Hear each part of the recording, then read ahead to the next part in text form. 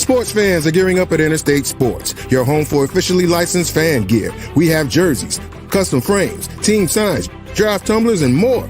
For every sports fan's needs, visit interstatesportsgifts.com.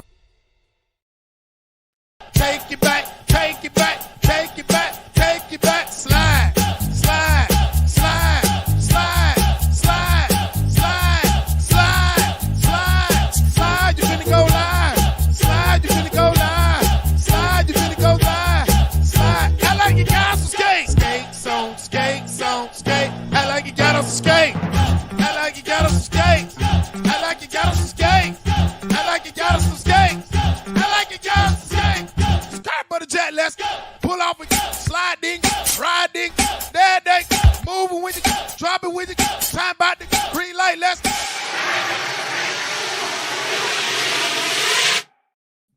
What's up? What's up? What's up, Kane Nation in the building? This is Kane's Talk Live 176 post-game show for the Miami Hurricanes versus the Rutgers Scarlet Knights in the Big Boy Mower Pinstripe Bowl.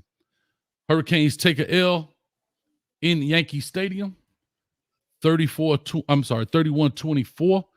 Lot to talk about, a little bit of time to talk about it. 12, talk to us, man. What's on your mind? Well, they say it's the first time for everything. And doggone it, it's the first time Rutgers beat the U, and it had to be on our freaking watch. They gave us the ruckus and ruckus. Bro, I'm tired of breaking bad records, dog. We always break. Why? Somebody say, why not us? Why always us? Why always us? Unbelievable, coach. I want to be hot, but I just can't even muster. It's the end of the year. It's the 28th, and I'm so tired, coach. I can't even muster up the energy to get hot like that. What do you do?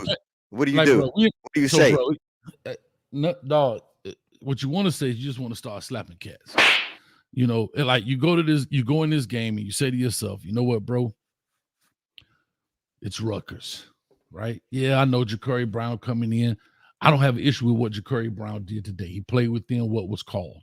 Okay. Did he make some mistakes? Sure he did, right? I don't know the exact box score. Let me pull it up here now as we talk. But what I can say about it is, I'll just say, just off the cuff, lack of creativity, lack of maximizing a guy's skill set. And I'll just say this, like I said on Chalupa Batman at halftime, we're in the same playbook. There is a TVD playbook. There's a Emory Williams playbook, probably very similar. But if you flip the page over, or you flip the book over, there should be a Ja'Cory Brown playbook. He has a totally different skill set than those other guys. And we didn't see any of that creativity. I don't care that he didn't play in a year. This guy is a second-year college football player, right? He'd been in the system, and we didn't maximize his potential. Before you respond, just let me quickly go through some of this, if you don't mind. I'll go with the team stats. Right now, we put up 311 yards to their 292. We passed for 181 versus their 84. Rushing yards, 130 versus their 208. And we evened out at 4.9 yards per play. We killed them in stats, 24 first downs to their 17. Third down conversion, 4 of 12. They were 5 of 12. Fourth down efficiency, 1 of 3. What killed us was the special team block punt. To me, those are the things that Miami has problems with. You see, they're overloading us. We talked about this. Where is the easy, max protect, bring everybody in? Or how about this? Timeout. If y'all don't have that installed, timeout. Hey, let's go in here, max protect this deal, and then kick it off. Then when we use a timeout, because we're not prepared on the 4th and 2 call, we had to call a timeout because delay of game was about to happen. So we do that. We come out with the basic inside zone, nothing maximizing Ja'Cory Brown's skill set that would instill fear in the defense. And again, your boy, Cristobal, his nephew, 52, he misses the block or kind of whiffs the block. and we get the tackle in the backfield. I don't know, bro. So anyway, that's how I Coach, look at it. This has been plaguing us during the entire season, and I don't know who is above Mario Cristobal. I guess it's going to be the AD above Cristobal, but his game management skills has really been on display for the entire country to see this year, and is not looking very good. He can recruit. He's out there in the field. He's flipping folks, but the in-game decisions cost this team big, and it's sad to say. You're talking about JB. I thought he played a decent game, but for me, we came out flat. The defense got their identity taken from them today. Number 5, he was physical. I've counted numerous times where this young man bounced off of 5, 6 tackles, and they still couldn't tackle him. So I think this game was pretty much lost from the running perspective. They controlled the clock, they ran the ball, and this young man couldn't be stopped. I mean, the one play when it was like 3rd and 10, and it was either him or 27 reverse field. I mean, these guys were bouncing off tackles left and right. So Mhm. we worried about JB, and we worried about some of the offense. Now, and let's be fair, Gidgey's defense played well all season, but today it just seemed like we didn't come Hold on, guy. I'm prepared. sorry. Can you hear that? Hear me? Might be you. What happened? I don't know. Can y'all hear me? Oh, that's me. I'm sorry. I apologize. Go ahead. I'm sorry. I don't know if they Okay. heard that. Okay, no worries. But go ahead. I'm Okay. sorry. No, all good. And Mhm. so I'm not on this thing of fire this person, fire that person. I just know that the defense didn't come to play today. It didn't seem that way. And Rutgers, a hungry Rutgers team, they brought it to us, and we never kind of recouped. I mean, even to the end, we made a decent call on special teams, but it just didn't seem like we were going to win that game based on how the game was going on. So Yeah, I'll say this real quick. Somebody said that Rutgers called that timeout, and initially that's what the referees indicated that Rutgers called it. However, I'm still here looking at the play-by-play. It was 9:51 in the game, fourth quarter, timeout Miami. So on 4th and 2 at the Miami 45, Miami actually called that timeout, but the ref on their side, I think they were probably calling simultaneously, but I think Miami beat them to it, and therefore that's what the timeout was. So I understand what you're saying, not knocking it. I was thinking the same thing. Even the commentator said, "Oh no, they changed it." So that was a Miami Hurricane timeout because the clock was dying down. So I just want to clarify that. I understand what you're saying. I appreciate what you said. But again, that was a Miami timeout on that 4th and 2, and then they end up getting stopped. So I just want to say, and we'll open up the phone line. I know people want to speak. I already got about 9 people back here, and it's amazing sometimes, bro. And I know we miss some pieces. I get it. I get that. But again, I'm not asking for the end of rounds. I wasn't asking for super duper, whatevers. But I'm saying maximize JB's skill set. Roll the pocket some. And if anybody come on here talking about, well, we want to save those plays till next year, you know what you can do? Anyway, I don't know, bro. I don't know. I don't know. I'm hot with it. But anyway,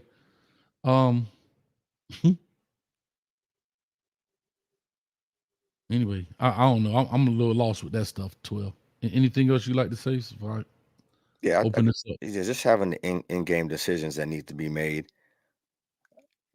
To your point, you have to maximize who you have, and we missed our players today. We missed Kobe Young today. We missed Fletch going down in the beginning was huge. First play, second play of the game, Fletch going down, that was huge. That changed the complexion of the game. But that's how football rolls. You think you have everything under control, and then something happens, but you have to make the adjustment. And I do believe on the 4th and 2, I thought there was it was a poor play call on that. He didn't even give JB a chance to either roll or make a decision on whether to run it or even just toss it a quick flip to the running back or even the tight end. We threw one pass at the tight end, I believe, that was successful for about 13 yards. And our inability to utilize all the weapons, or so Arroyo was playing, he didn't get any looks. I mean, Restrepo did what he had to do. We can't blame him. He tried, man. He did the best he could. He pretty much saved us from the receiver standpoint. And Jacoby George, you got to chill a little bit. I know he's a little aggressive, a little assertive, but tripping, dog. he said he some of the things that he's done during the season. This is not the first call. He's gotten a lot of a few penalties. Let's say a few penalties for unsportsmanlike conduct and just doing stuff that bonehead plays that we don't need, and that's detrimental to the team. Yeah, I agree, man. Let me pop off some of these donos real quick. Measy 757 199. Going into year 3, we with no offensive identity. I'm watching you 999 super sticker. Thank you so much. CW Lou Cristobal, aka Hervé Velachier. I don't know if that's something they taught you at Howard. Hashtag nepotism. I'm just teasing you, CW. I appreciate you. Joshua still another member 999. Frustrating to watch. We sit here and make freaking excuses about the guys we're missing, and it's nonsense. We play with no sense of urgency, no focus, and no discipline. And I said in the champagne room, what's the culture? He's supposed to be the high discipline. Jacoby George is still out there doing bonehead stuff, right? And I get it. You got a young Bobby Washington, the linebacker, hits the punter super late. For what? You can't even do that in high school. You can't even hit a dude like that in high school. Away from the play, X, Y, and Z. Bonehead play. Luckily, it was a dead ball foul. It moved us back 15 yards. But, guys, these are the things we talk about. And then lastly, Armando Alvarez for $19.99. I appreciate it. Why didn't McCoy start on the O-line? I don't know. I made a joke on Chalupa Batman halftime that his uncle went in there and gave Mario a noogie and said, my son better start. And you know what I'm saying? Like, I don't know why he didn't play. He said that this was an ass whooping, embarrassing. I appreciate all those donos and so forth. If you'd like to call in, I didn't even put the number up, but we already got 9 people in the building. 862-799-9956. Please, we're going to stay to our 2 minutes. We'll let you vent, and we'll go from there because it's going to back up, pile up. And I'm just asking nicely, please, guys and ladies or whomever calls in, please go ahead and just adhere to that. Just kind of finish out your point when you hear this. All right. Hervé. Oh, I didn't know that. Okay, Tattoo, the plane. Okay, I get it. I didn't know that was his name. It was Tattoo on Fantasy Island. The plane, boss, the plane. I got you. All right, makes sense. 12, any questions? No, you can open up the phone line, man. We can let the folks talk, let the people speak on it. It's just, this is just a disappointing way to end the year, 7-6.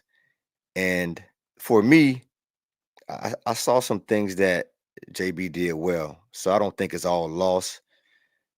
It's a lot of pieces that were missing, a lot of moving pieces. Things are fluid, so let's see what happens when he gets a year under his belt. If he decides to stay, goes through a full spring practice, you can see he has talent, and I just want him to stick his foot in the ground a little more when he's rolling out, when he's scrambling. I thought a couple of times where he could have stuck his foot in the ground and went back in, got a couple more yards, or got a couple first downs. He chose to maybe go to the sideline. So that may be the difference between a mobile quarterback and a running quarterback. Running quarterback, maybe as a Cam Ward, maybe stick the foot in the ground and keep going instead of keep going vertical instead of going side to side and get those extra yards. But for the most part, I didn't think he did not play bad at all. I wouldn't put this loss on JB11 at all. No, I don't think so at all. I think, be honest, our defense was lackluster. I think their run fits were not sewn up, weren't tight. Offensively, I mean, like you say, statistically, we win. Statistically speaking, we had 10 more first downs than they had. We had more yards than they had throwing the ball, not necessarily running the ball, but throwing the ball. So if you look at it in its totality, statistically, if you just look at the box score, you'd be like, how did you lose the game? Well, I said in the champagne room, that block punt is a momentum shifter. right? When you get a block, a special teams play, bro, it changes the complexity of the game. It changes all of that stuff. And to me, that right there was the big change. That right there is what tipped the scale to Rutgers' favor. Because we had the momentum. We were killing them, right? Nah, I don't say killing them. We were beating them. And then when that happened, here you go. Here you go. And that's exactly what happens. And so, penalties, they had 6 for 58. We had 5 for 45. I mean, it was an even game. They didn't turn any balls over, that one turnover, but at the end of the day, I think we were okay. But that block punt changed it, and we never recovered from it. And you have to do something to change the momentum meter.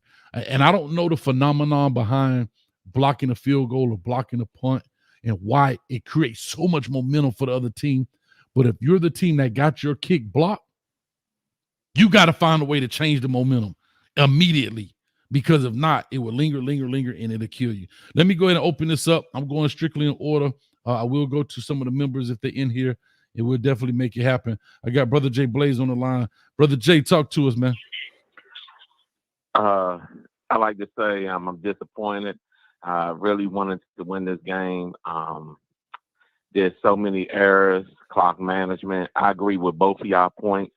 You, Coach Hayes, and you, V12. Yeah, it was some good and some bad. But I would like to say that, again, we need to go to the air raid offense. We need to be in a 4 or 5 wide. We seem to do well when we have speed and space. Just like on the coaching board, you have your basic 5-down lineman. It's a numbers game. And when you winning in the trenches and you getting defeated in the trenches, both offense and defensive line, and you getting defeated, and the linebackers are not being able to flow and come downhill into the alleys and make gap control sound defense, you have to be able to be aggressive at that point and make adjustments.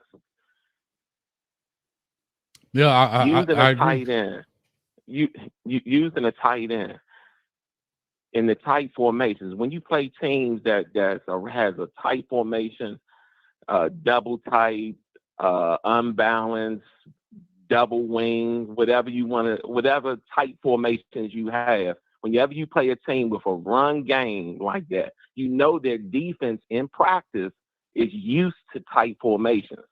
So to spread them out will bring a wrinkle into their defense using our air raid offense. But we didn't do that. Mario is so stuck on the run game, using that tight end to block. He needs to spread them out. Now, as you notice in this game, when we was down and we needed to score, we went to 4 wide, double, 2-by-2 set. We need to be in those type spread formations and throwing the ball downhill, not east and west, but down the field. That's what I want to say. I agree with you, Brother Jay, man. I appreciate it, man. I'm gonna get through some of these callers. We got quite a few up in here, man. But not to your point, you're 100% right. And also, we don't use motion. We don't manipulate the defense in any form or fashion. We just line up and play. Yeah. We don't create a thought process. See, here's the thing about offense and defense. Once you motion or you move people, one guy on offense can affect what 11 people do. You only have to have that mismatch, that miscommunication with one guy to blow a cover. But if I walk out the huddle, right, if I just line up and it looks pretty, we can communicate. But if I motion, it may change their entire play selection. And now what if that's miscommunicated? Yeah. And that's how you get blown coverage and so forth. But I thank you, Brother Jay. And thanks. And to add to that, Coach, we don't steal. Thank you, Blaze. We don't steal plays. We don't steal first downs. For example, there was a point in the game where Rutgers had us on our heels and they went tempo and they stole maybe like 2 or 3 first downs from us. You know what I mean? Like had a defense reeling. So for us, we kind of go in that same tempo, that same offense where we need to be able to be creative and make the in-game adjustments. Sometimes I know tempo, we don't practice this all the time, but you can go 2 or 3 plays very quick and make the defense make sure they're off balance, then get back to your regular offense. So we got to be able to, that's why these coaches are getting paid all this money to make these basic in-game adjustments to manipulate defenses and so on and so forth. Yeah, I agree. Real quick, Big Wit cleaning for the 499. Coach, why would a coach continuously get a lead and go away from everything that got the lead? Why would a coach go conservative? I don't know, bro. And the lead we got, to be clear with you guys, the lead we got was still, in my mind, was conservative. We took one shot, first play of the game, and after that, the longest pass I think we threw was to Restrepo for the touchdown. I think it was probably about 25 yards, maybe 30 yards, something like that. But there was no vertical approach to this game. And I can't speak to why another coach does what he does, but I will say being conservative in certain situations will get you killed because it's football. It takes one play, as we saw, the block punt, changed the whole momentum, gave them the lead, and we never could recover from it. So I appreciate you, Big Wit, cleaning for the 499. Thank you so much. Let me go to the next caller here. Another member. Oh, KC3, what's up with you, baby? KC3, another member in the building. What's up with you, man? What's good with you, Coach? What's good, B12? Good. Bro? Man, I think my biggest frustration in this whole game, man, is and it's been my frustration the past 4 weeks. I don't mind if we lose. I hate losing. Let me rephrase that. It pisses me off when we lose and we're playing all these old dudes. Like, why is Lichtenstein on the punt team? Lichtenstein and Dean were on the punt team. That when we got the punt block. Like, can we put some of the young dudes in the game? Like, I'm watching defensively, defensive line just getting blown up. I'm like, all right, where's Josh Horton? Let me get a look. It's a bowl game. Like, the bowl game, if you lose, is because we're playing young guys. That, in my mind, that's how it should work. We're playing a lot of young guys. We're giving these dudes a chance to show what they can do. But nah, man, like, we out here with Lichtenstein on D-line. We out here with 6th, 7th, 8th year dudes getting our asses kicked. And that's frustrating because it's like it doesn't benefit anyone. These dudes ain't going to the league. Like, what's the point in giving them reps for what? That was my biggest frustration. I'm like watching this and I'm in the beginning of the game, like watching K4, Keontre Smith, like I appreciate all his services. I really do. But watching him, I'm like, come on, man, this is the same dude we've seen for the past 5 years. Yeah. Give young guys a chance. And then Jacoby George supposed to be a captain. If he catches that first pass, that Ja'Cory, the bomb, if he catches that first pass, it completely changes the whole complexion of the game. And it wasn't a bad throw either. It wasn't a bad throw. Yeah. Say it to her. Yeah, and it wasn't a bad throw. I mean, if he would have laid out for that would have been brilliant. It wasn't a terrible throw. Yeah. I mean, it was a great throw. It was a great play call. But then it's like, from there, it's like, all right, he dropped the ball. And like Coach said, then it's like no more shots downfield. The offense the creativity is just not there. And then defensively, we getting bullied. I'm like, we don't get bullied, then come on, man, put somebody else in the game. Put Popo in. Put Marcellus Pulliam in. Let me see some other guys. We got the Corey Couch. Last thing I'm going to say. The play that pissed me off the most was, I'm like, why is the Corey Couch down in the box trying to set the edge, getting blocked by the right tackle? Y'all know what play I'm talking about? Was that a sweep when he went to the touchdown? Yeah, the Rutgers touchdown when they ran the ball to the outside. I'm like, why is Corey Couch the one that's his job is to set the edge, getting blocked by the right tackle? The Corey Couch for real? Yeah. I don't know. This Gidget did not have his best game. This was not a good showing to end the season, man. But hey, at least Mario may not be a coach, but he can recruit. So hey, hopefully we can just out recruit these coaching blunders. We'll see. We'll find out, man. But I appreciate it, KC. I appreciate it, man. Bergie for the $10 says, "What's up, Coach in V12? Get used to bowls like this when everyone opts out of transfer. No excuse for bad coaching. Today was terrible, and now we see what Ja'Cory brings. Nothing. See, and I'm gonna say this to you, Bergie. I can appreciate all of that. However, I do think that we didn't have a ton of opt-outs, right? Now you had some guys that transferred in a sense, like a Kobe Young and so forth. But I still didn't see a big drop-off. We know both of our safeties opted out to go to the league. That's fair. I'm not mad at that. But our safeties weren't really the issue, right? Our safeties weren't really the problem. It was stopping the run. Now, safeties are a part of run stopping. Don't get me wrong. I get that. I understand that. But the quarterback didn't hurt us. Their quarterback didn't hurt us. All right. And second, what Ja'Cory brings is nothing. I have to push back on that too. You didn't let the pit bull out the dog cage. You let him bark through the cage. To me, I looked at Ja'Cory playing a Tyler Van Dyke playbook. I use an athlete or an athletic dude, right? Pete, just follow me on this. That's like Michael Vick running Peyton Manning's playbook.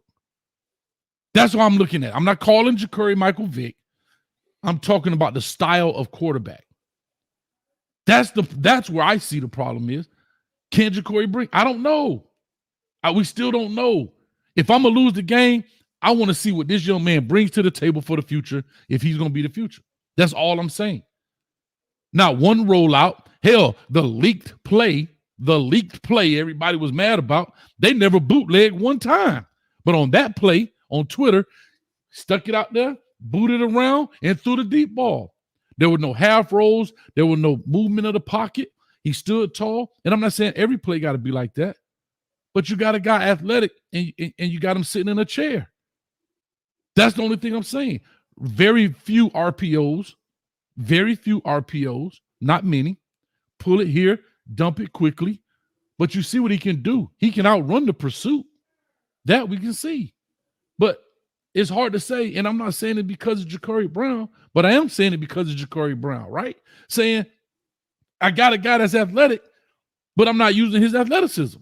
So how do I know? I'm beyond done. But Bergie, I love you, baby, and I appreciate it, man. And thank you for the $10 in there as well. All right, let me go to the next caller. 12, anything you want to respond to that? No, I thought Ja'Cory brought some elements that we have not seen from Van Dyke and also Emory Williams. I thought that he kept a few plays alive with his legs, so we know that's one thing that he was able to do and throw the ball down the field. Yes, to your point, it's well taken, Coach. I don't think the playbook or the play calling for today's game was going to have a Ja'Cory throw for 400 yards and 4 touchdowns. Like I alluded to earlier in the pregame, I think they wanted him to manage the game, which I thought he did very well today. Yeah, I go with I can agree with that. Let me get here. Trying to see who right here. Get down, Brown. Get down, Brown. Talk to me. What's up with you? Get down. Another member in the building. Hey, Coach. What's up? V12. What's up, baby? What's up? Get down, Brown. Hey, man. Hey, listen, man. I like your new microphone, but I'm gonna get right to it because I got church at 7. But I did want to get in. Yes, sir. Man, Coach, you just said it, really, and I'm not gonna even use my 2 minutes. Our coaches are not allowing us, to be where we want to be as fans. We want to be back. And I've been saying this, and I don't know if I'm the only one. Mario Cristobal ain't that guy. After the Georgia Tech game, the offensive coordinator showed me he wasn't that guy. Now, get into our young quarterback. That's a big, talented, athletic kid. And Coach Hayes, you was right. They gave him the Peyton Manning playbook. With that kid on 4th and 2, we come out and we run from the gun. We run a off tackle play.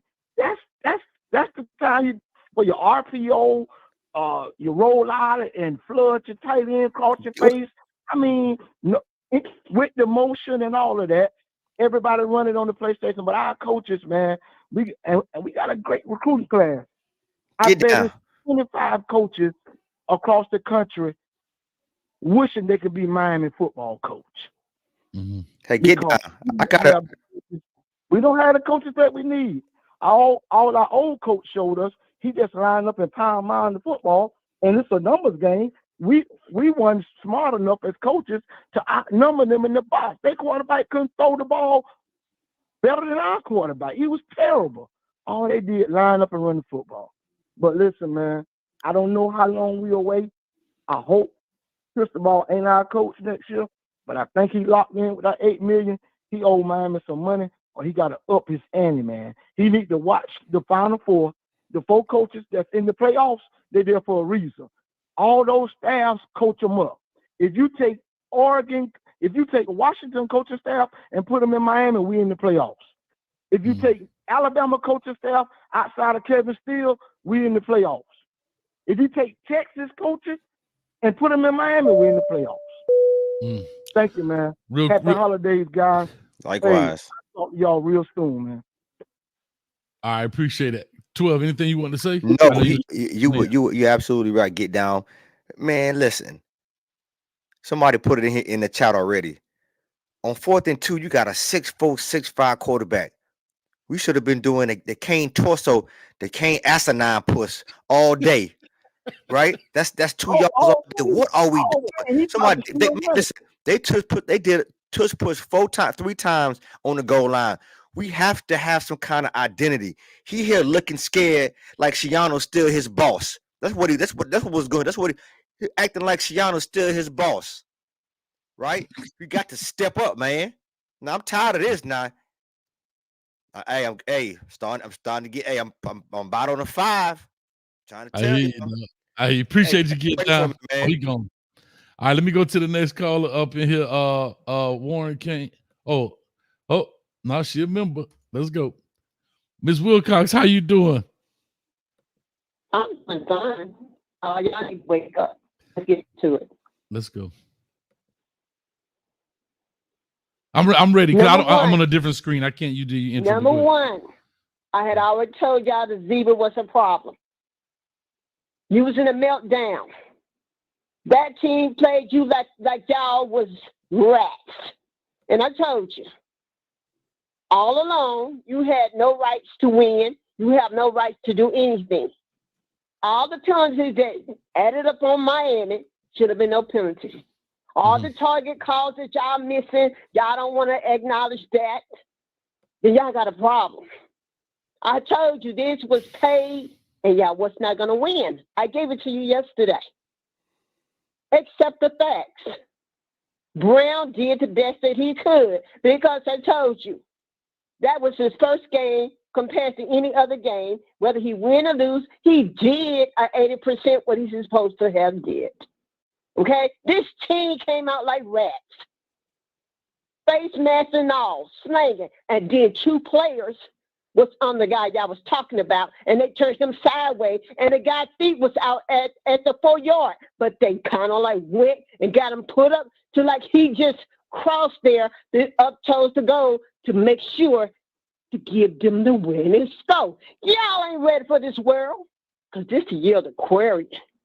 The tiger biting asses, and y'all sitting back and drinking cane juice.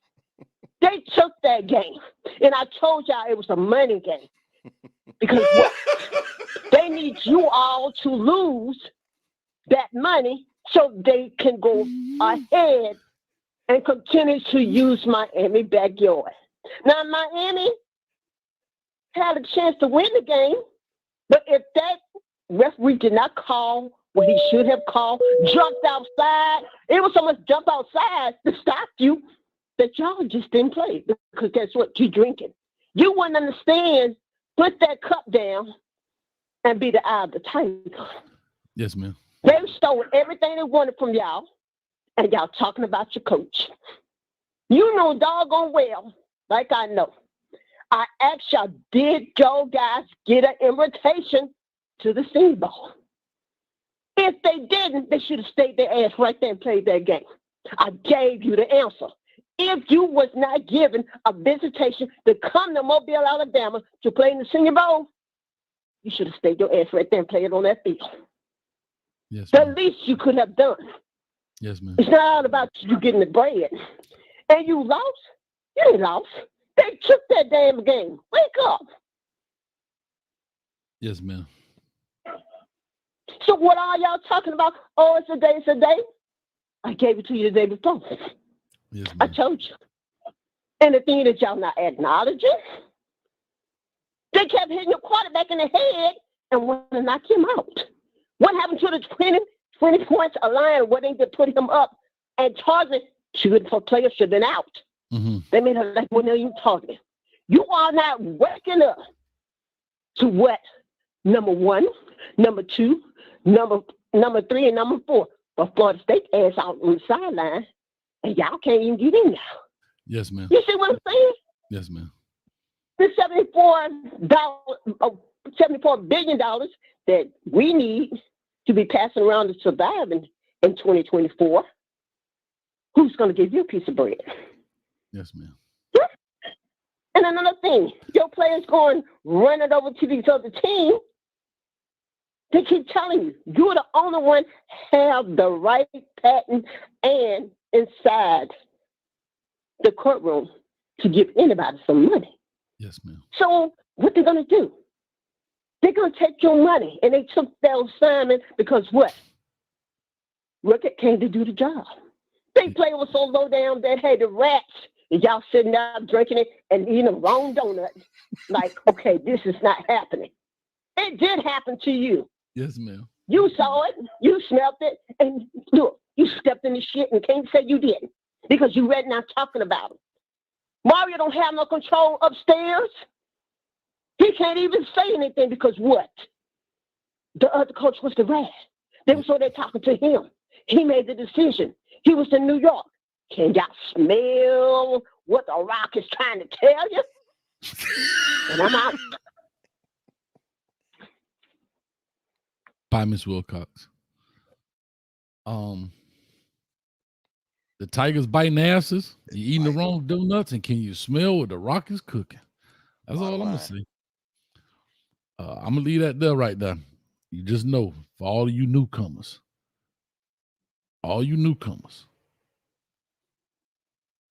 she just cracked your cranium and fertilized your brain. I just letting you know. You may not like that or not. Anyway, let me go and get to these callers. All right, I don't see any more members right now, so I'm going to take them in order. All right, we got Warren Kane up in the building. Warren Kane, what's up, baby? Yeah, hi. Is this suicide hotline? It's the hurricane hotline, dog. Talk to me, Warren. What's up, baby? Hurricane therapy session. Listen. Go ahead.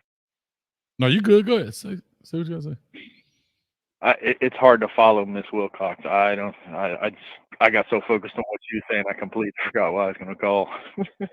Amen. I thought Curry did well. I really did. Given the circumstance, he hasn't played in 2 years, effectively at least a year and a half. Mm-hmm. I thought he did well. And one of your previous callers alluded to it. That dime, the very first pass he threw, that's all on Jacoby George, who should have been thrown out of that game after that first penalty. That guy, he's a liability. Yeah, he may be good, but he's a liability. Mm-hmm. And granted, we got a touchdown right after that play, that targeting or whatever personal foul, but we don't need that crap. That was disappointing on a lot of levels.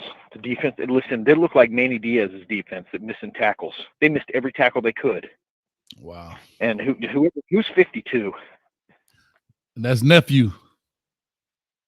Yeah, listen. Nepotism is not for college football. I'm sorry. He's got to go. He's got to go. I'm so damn disappointed. Listen, it's going to be one long ass off season. I don't know how to handle this. So, just call me if you need me, bro. Just call me if you need me, Warren. Don't do nothing crazy, bro. Just call me if you need me. I gotta find a drug dealer because it's going to be a long 8 months. I don't know any of those. I can't help you. No. I don't mess with you. What you do is call CBS and Walgreens. This is sad. What's that? I said, he said, I told Coach he knows CBS and Walgreens. He can get the real prescriptions there. Yeah, well, this is true. It was sad to see it. I mean, it was. And Mario, boy, he let me down. Listen, I'm trying to give this guy every chance I can, but he's making it really damn hard. I mean, really fucking hard to like him. Excuse my French. So I understand. He's a good recruiter, but they need to keep his ass away from the sideline. Listen, just have him be official top recruiter for a school and hire anybody else. Shit, no, not me, but somebody, anybody other than him. All right, man. Anyway. Let me push on, bro. I appreciate it. Thanks so much, man. Bye, guys. All right, Warren. That's Warren in the building. Going to the next call, 9841. 9841. Caller, talk to us. Give us your name, where you calling from. Hey, Coach, I'm gonna come in hot. Hey, everything V12 and you said was spot on, but fuck that. Excuse my language. Hold on, real quick, real quick. Who are we speaking to? This is Sean Jack on YouTube. Sean Jack out of Dallas. Sean Jack, talk to us, man. He coming in hot. I got a few things. Mm-hmm. Oh, I got a few things. V12 was spot on. You was spot on. And the last caller was spot on as far as supporting Mario. I love Mario. There was one thing I did not like what I saw from Mario. There was 18 seconds on a play, and he was rushing the play. I don't know if he was rushing the offensive line or JB. One thing I will say about JB, I don't think he was the problem. I really don't. What I think, I saw the holes. I saw like flag. To me, I think flag was the biggest miss on the defensive side. I think we missed flag. I think we missed Taylor in the middle. And one of my biggest frustrations, and I will say this and I'll say this again, Mario is either 1 foot in or 1 foot out on what the offense should be. I personally think they should run a more 70-30. Like, remember at Cam Newton, Auburn, Lamar Jackson, Louisville with Patino, like, what is your thoughts? And I'm going to ask you in V12, and I know my time is running out. I think JB isn't the problem. And I personally don't think that I wouldn't even overpay in a portal. I think I'm fine with getting a transfer portal quarterback. Just get somebody, a veteran, anybody, somebody. But I really think they are holding him back. I don't like what I saw. I think JB actually played well, but I saw some things where for the first time, I can see where I don't know if Mario's 1 foot in and 1 foot out, but I do know. I think he is 1 foot. I think he's in the wrong direction of 1 foot in. I think he's trying to be 50-50. And I think he needs to be more like 70-30, 60-40 more pass. I don't think he utilizes JB as far as the RPO as well either. Do you think that maybe he should look at how Cam Newton was ran at Auburn? Just thoughts. Yeah, absolutely. JB, our fan base is driving me crazy. I feel you, man. Well, I'm gonna just say that before we respond. Thank you, man. Appreciate you holding on. We'll answer that, but I'm gonna go in and clear the line so others can call in. But thank you for that question. Doubt. Please we'll answer that, though, please. We definitely will. Thank you, brother. Yes, sir. All right, 12. Go ahead and knock it out first, and then we'll talk. We know two things we know. We know that JB wasn't the focus this year, and so Van Dyke was, and so was Emery. So he didn't want to play. He wanted to be redshirted. So now going into the new year, 2024, they can now focus more on him.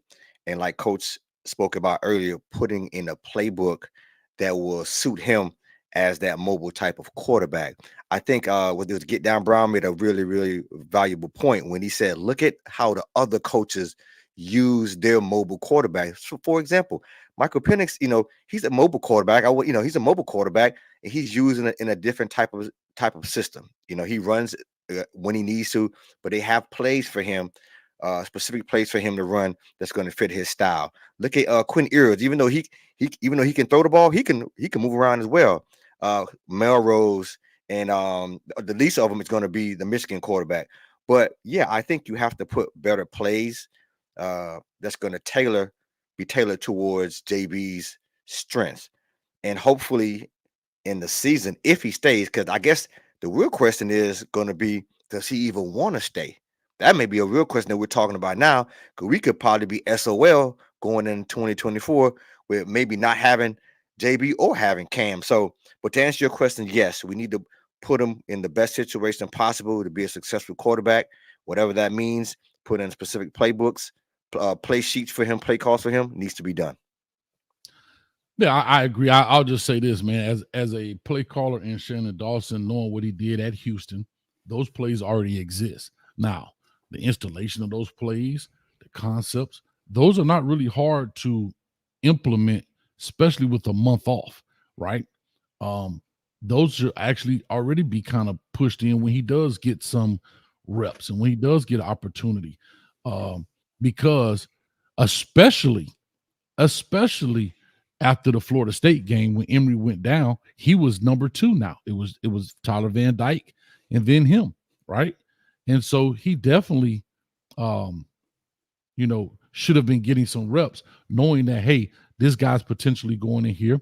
Also, knowing that Emory was already out of the picture from the Florida State game, knowing that TVD may be a guy that's going to move on, knowing you're going to go into a bowl game with Ja'Cory Brown. Here's what I'll just say at the end of it: 1 foot in, 1 foot out. I don't know, but one thing I will say, and I've said this at the beginning, when you have coaches, and this is it's kind of like the Cam Newton the same when he said that you have game managers and game changers at quarterback. Because I'm saying that Mario Cristobal doesn't specialize on one side of the ball or the other, I'm not saying he's not a good or bad coach. We've seen coaches like that. We've seen Ed Orgeron win it, well, arguably, which I doubt, but arguably one of the best college football teams of all time. We've seen coaches who don't specialize win ball games. But you got to strike gold twice on coordinators, right? We were in the champagne room literally talking about Greg Schiano was up 31-17 and was still coaching with less than a minute left. He got the headset on. He coaching. He talking to his guy. He's in it because he's a defensive guy. He's a defensive coordinator. He knows what needs to be going on. When you're the non-specialized head coach, you are at the mercy of your coordinators. And yeah, you're listening to the calls, but you're putting all of your faith into those guys in essence, right? Because they're the ones who call. And just to say that's where it gets a little difficult, if you understand what I'm saying. Everybody hit that like button. 703. We got 703. Why hit the like button, everybody? We going good tonight. Hey, we just getting stuck. We just getting revved up. We got a lot going. A lot to talk about. Your beloved Miami. Excuse me, not your beloved. Our beloved Miami Hurricanes just dropped one to Rutgers. Now we're gonna be in 7-6.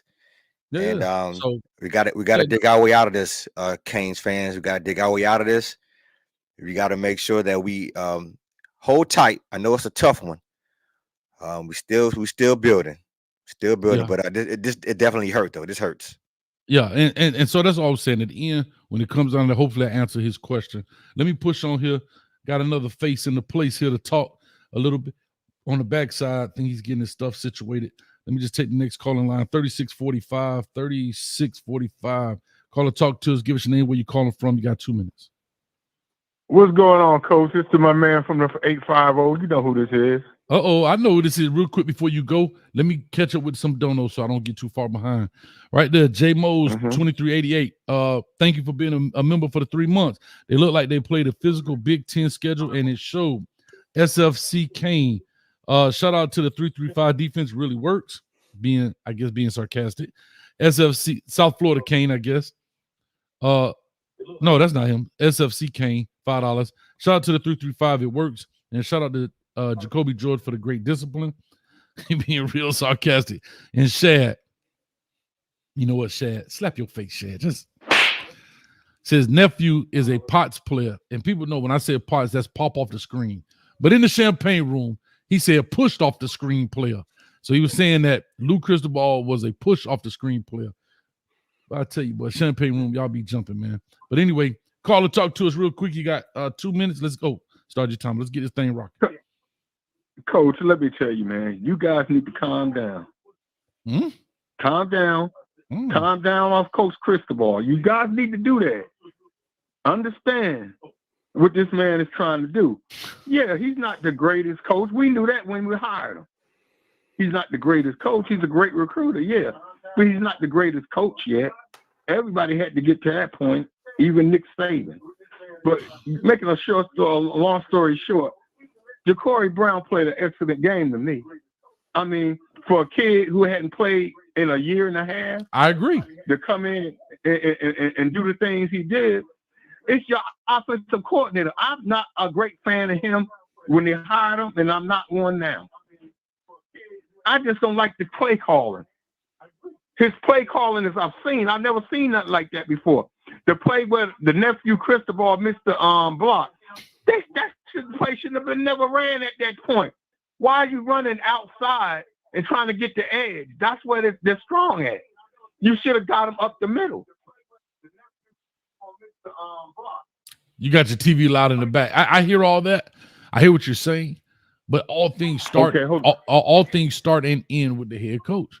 If we win this, you're going to praise him. If you don't win it, we're going to make some constructive criticisms here. So I hear where you're coming from. But if you're on the headset and you're listening to it, my thing is you have veto power. You are the head coach. That's all I'm saying. And again, if you notice, I'm not questioning it. There's two things that I question. There are only two plays that I really questioned in that game. The block punt, when you saw you clearly were outnumbered. Rutgers didn't sneak. They lined up 1,000 dudes right there, and you only had 2 dudes as personal protector for the punter when you normally have 3. Mm-hmm. That's one.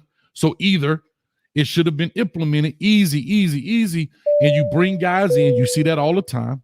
Because if you line up wide and Rutgers let you get away with it and they go out there, great for you. But if they don't, easy, you bring guys in to max protect, right? Fine. Okay, if that's not implemented in the call, go over there and call timeout. Go over because the sheer numbers, you lost. Now you could get lucky and get away with it, and they don't block it, but the likelihood is none because they had the numbers on you. It's a numbers game, right? How can I get more numbers than you have? And that's what was involved. And you got to remember, you're in your end zone punting, right? You're in your end zone punting. Mm-hmm. That's one. And then the second thing was the 4th and 2. You called a timeout because you had to, because the delay of game was on your neck, which you should have already been prepared for your 4th down call on 3rd and long. That conversation happens in the headset. All right, guys, look, we going for it on 4th. If we 4th and 3 and under, we're going to go for it. Get your call together. You can't call that 4th down play on 4th down. You don't have enough time. You have 25 seconds. I don't think people understand that. You have 25 seconds to get that call in. Then you call a timeout. Then you call a timeout, and then you come out with a very vanilla play, no motion, nothing to get anybody thinking, knowing that was pivotal into getting you back the lead. And those are the real 2 question marks I had in the game. And I'll let you respond, and I got to bring on my Can I ask the caller a question too? Okay, Coach, and I agree with you. You and V12 are real good football minds, but there's no motion in their offense. Exactly. You said that, right. And you There's said no motion. You're not giving nobody something to think about. I mean, they just line up and go. No read option or nothing. No rollout. Mm-hmm. Caller, can I ask a question? You're not giving the kid the advantage to play to his talent. No, I totally, I'm in agreement with that. Can I ask you a question though? So, in your opinion, I know you made a comment earlier. We need to kind of give Mario, give him some breathing room. How much more breathing room do you think we should give him? Because that's the question I want. Let me tell you why I'm asking this. Because I don't disagree with you when you're saying Mario is a great recruiter. We know that. But what use if you got the Boston baked beans in the cabinet and you are eating public baked beans? If you can't put the proper people on the field to implement and to win these games, you can be the greatest recruiter. And that's where the best coaches make their money. Nick Saban can recruit and know where to put his players, right? Buddy out in Oregon knows how to recruit and where to put his players. So we have to be able. So my question to you is, how long should we wait? What's the tipping point? What's the tipping point? Okay, how long you wait? Now this is only his 2nd year, right? Yes. Am fine. I right? Right. So how long should we wait? When he was in, you going in and out. I'm sorry. How long should we wait? My bad. Not long. I mean, give him his years. I mean, now he's getting hit people. But like I'm saying, when he was in Oregon, it happened the same way. But he came to that status. He's got to get these people in place. We don't know what these kids or what's happening behind the doors. Why these kids are not playing? Because there's got to be a reason why he won't play these kids. Okay. It's got to be a reason. I got you. So I'm not disagreeing with the caller. I'm not disagreeing with it. I'm just saying he's saying, because I'm not saying fire Mario. I'm just putting the accountability on where it needs to be on the head coach. Now I need to know in some exact terms. Are we waiting 3 more years? It's going to be 6 years on this contract. Should we wait till year 4 like mostly all should we give him the same amount of time that Manny got? Should we give him the same amount of time that that Shannon got. Just Mhm. let me know how much time should we give him, and I'll wait that amount of time. I think I could wait because I'm not saying it's gonna happen today or tomorrow, but I just want to kind of what should we expect? All right. V12. Yes, sir. I'll give him 4 years. Fine, I take that. That's it. I take that. I take that. I take that. That's fair. That's reasonable. Thank you. Thank you for answering that question. Thank you very much. Thanks, bro. I got to push on. We got quite a few, and I got another guest coming on. Thanks, man. Appreciate you always. All right. All right. Good All call. right. Yep. All right, real quick. I want to bring in real quick. Paul says Aussies, talking about Australian players, don't understand the game enough to do that, coach. And I can give you that. But you got personal protectors who usually make those calls. The punter doesn't make that call, right? The personal protector, the guy that's standing up, letting them know everybody's set. Okay, good. Snap the ball. Those are the guys who count. They look personal. God damn it. Personal protectors. They come up here and they count and they look. You got the snapper. Usually you have guard, tackle, tight end, guard, tackle, tight end. He counts, right? And he tells the long snapper left or right, meaning after you snap it, you're going to turn left or you turn right. Well, he's counting numbers. He's saying we only got 3 on this side. They're bringing 4. If I got 3 on the right-hand side and they have 4, guess what I'll say? Right. I'm telling the long snapper, turn to the right so that man makes 4 on 4. Has nothing to do with the punter. His job is to kick the dang ball. That's it. When that long snapper when that personal protector stood up there and said 1, 2, damn, they got 1, 2, 3, 4, 5.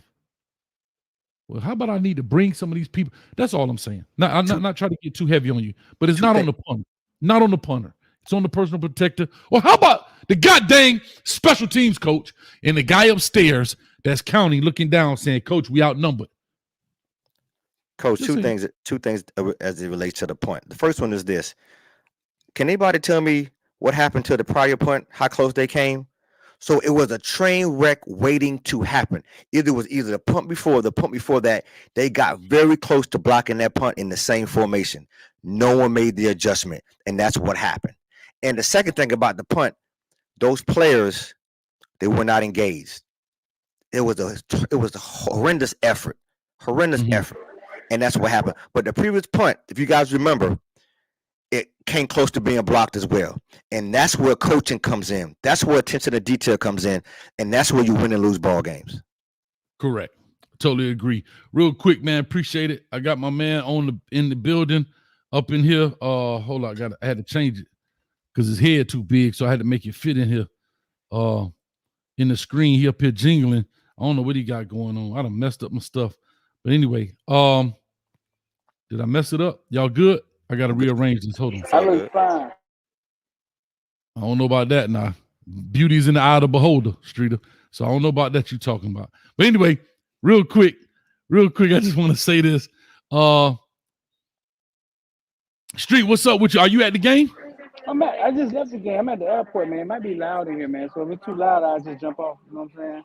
No, it's all good. Right. You good? I'm at the airport. Yeah, I'm about to fly back, man. We handle business, man. We jump in here. We handle business. Get smacked around. 10-yard fight.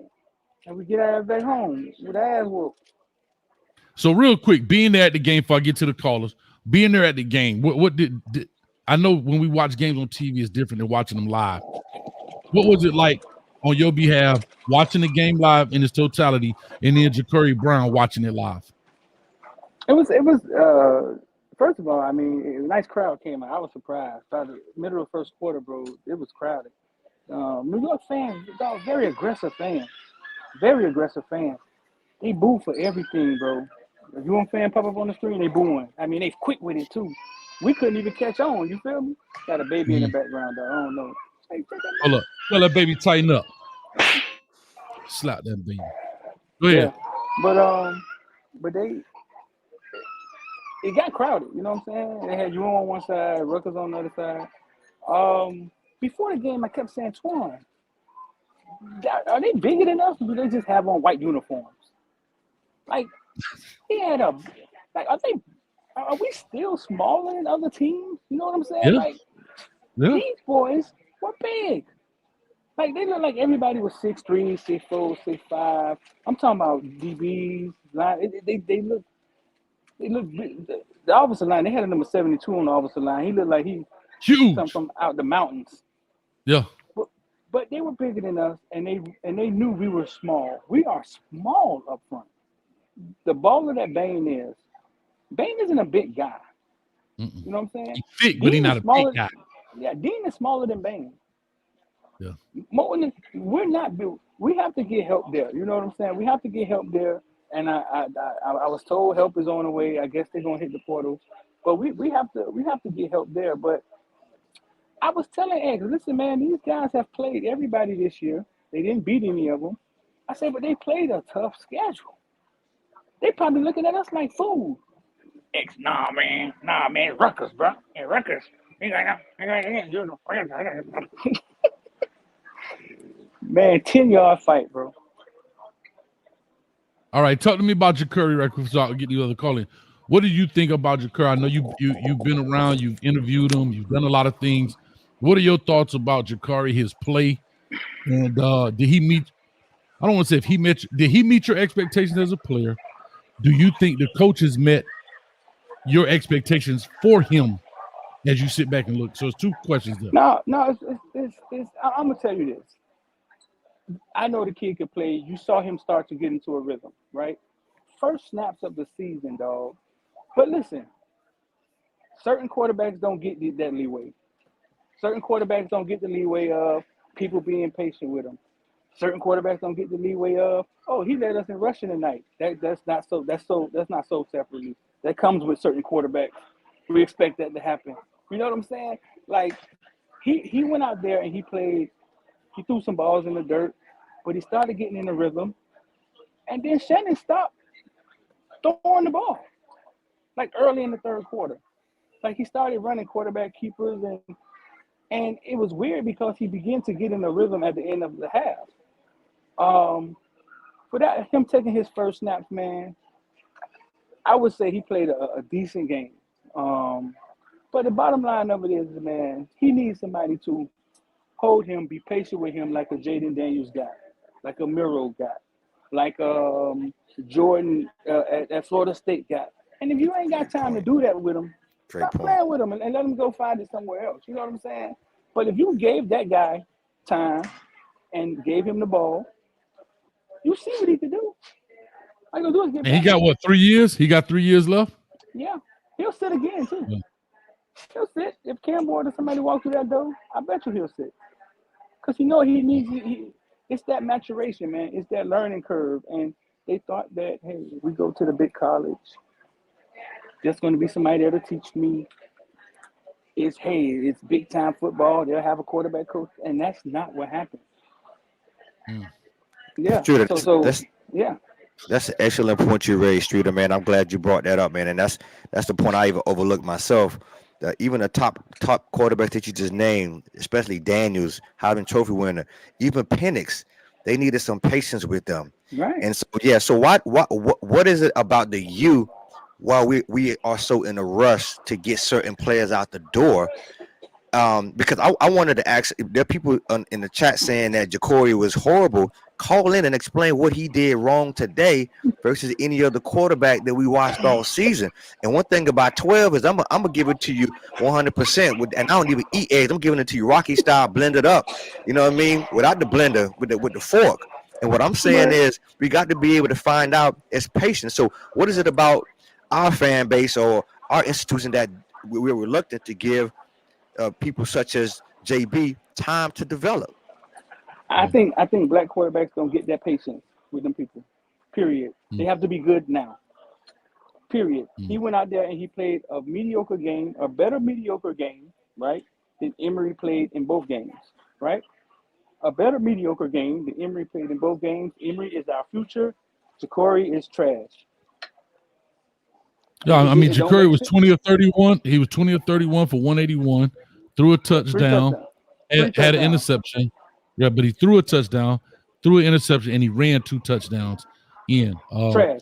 You know, like I said, it could be, yeah, that's crazy. That's crazy.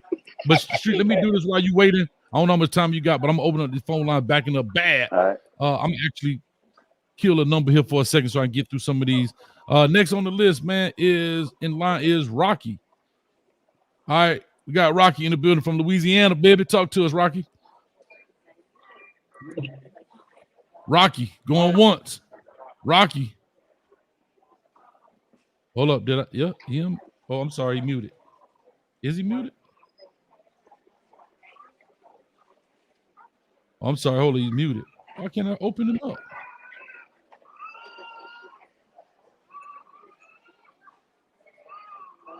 Hello. Yeah. What's going on, Rocky? Hello. Yes, talk to us. Hey guys, what's going on, fellas? I'm good, All right, man. man. Look, it should be this whole conversation should be about how bad our defense played today. But since it's Ja'Cory Brown Day, let's talk about offense. Talk about the I can't defense. believe you guys ain't figured this out. I can't believe you. No, I want to talk offense, man. Look, Ja'Cory Brown. Considering the circumstances, I think he played just fine today. I think he did very well considering the circumstances. But what y'all don't seem to understand is kind of what you and V12 touched on at the beginning of the show. And y'all got to understand this. Mario Cristobal and his stubborn head is never going to gear or shift or organize or structure an offense around any position group or to favor any position group on the offensive side of the ball other than his offensive line. And you guys need to get that. And that's what we're stuck with. Okay? Now, let's expand on that. That's why today there was no motions. That's why today there was no misdirections. That's why today it was very vanilla. That's Mario. Because Mario wants the spotlight on that O-line. Period. And what we have to do as Canes fans is understand that that's the guy that we have. And we have to wait and let him build around that. Do I agree with that? No, because I'm a streeter. What I believe is they should let Ja'Cory. I said it today on another stream. I said or another chat room. I said Ja'Cory. We need to roll with Ja'Cory. We need to roll with this young man. He's got 3 years left. Let the young man build. Let him develop. I think he could be a star. But for whatever reason, in Mario's stubborn brain, he has this vision or this belief or this blueprint on what this offense should be. It's why we're waiting so long on Cam Ward and we haven't put Will Howard or KJ Jefferson yet. Because Cam Ward fits that picture that he has in his mind. And that's what we've got. Gotcha. You asked me, Coach, last couple of times we talked back whether or not I thought Ja'Cory was leaving or not, and I said 50-50. I had to see how this game played out on offense. After watching this game, I think Ja'Cory's gone. All right, Rocky. Well, I appreciate it, man. You know I hate to rush you guys, but these kind of games, 713 people. We got over 27 people in the chat. I mean, on the phone line. And I hate to rush you guys because y'all wait a long time. But guess what, man? Everybody's waiting. But Rocky, you know, I take your point, and I hear where you're coming from, man. And I appreciate you, brother. I got a question, Hayes. All right. Thanks, man. I got go a ahead, question, Street. Hayes. I never coached before, but I played like 18 years of youth football, and then that was it, my football career. But when y'all say it was no motion, right? 18 years? 18 years of you? Hey, somebody better be checking your birth certificate, dog. You out there shaving to my whole. I got to shave before the game, before I weigh in. When y'all say there was no motion, right? So when Restrepo kept coming around, like it looked like he took a page out of the Dolphins book. It's motion, right? Yeah. But you saw. So what you see is right. Sometimes you'll see that slot guy motion over here and there. There was a lot of it, but it wasn't a lot of it, right? Sometimes you do it, but in critical moments, once you change that, and I'll try to relate it to basketball, right? It's kind of, remember when Rip Hamilton used to run around and remember all that stuff he used to do? It creates confusion. Am I supposed to pull off this guy? Am I playing a man-to-man? Am I getting picked? So that's how he used to get open. Like, I'm a basketball dude, but he used to get open because it take that one instance where you either step behind through the pick or you don't switch off fast enough. Now I'm open, I can take that shot. Football is very similar. If I'm in, let's say, cover 3, and I motion from here to here, still maybe cover 3, but who's my down safety now? Who has the curl or flat? Who has the hook to curl? Who's the deep middle guy? That one guy affects those 11 or at least the back 6 or 7 in the coverage by one guy moving. So yes, to your point, yes, Xavier Restrepo did motion, but there are also times where you also can motion different guys. And who you motion is important. If you motion the X, meaning the X receiver, not not Xavier Restrepo, but the X receiver, and you motion him across, and you put a guy on, and all of that stuff changes the. Why do you think you see people do it all the time? Right? They're not doing it because it looks cool. They're doing it because when I'm looking, you have to remember, motion doesn't also tell you what's happening that play. It's telling me what you're going to do in the future. So now, when I see you in that set, and I motion Xavier Restrepo from this side to that side, oh, now I saw what play you were in. So 4 or 5 plays later, when I do it again, I know what you're going to check to.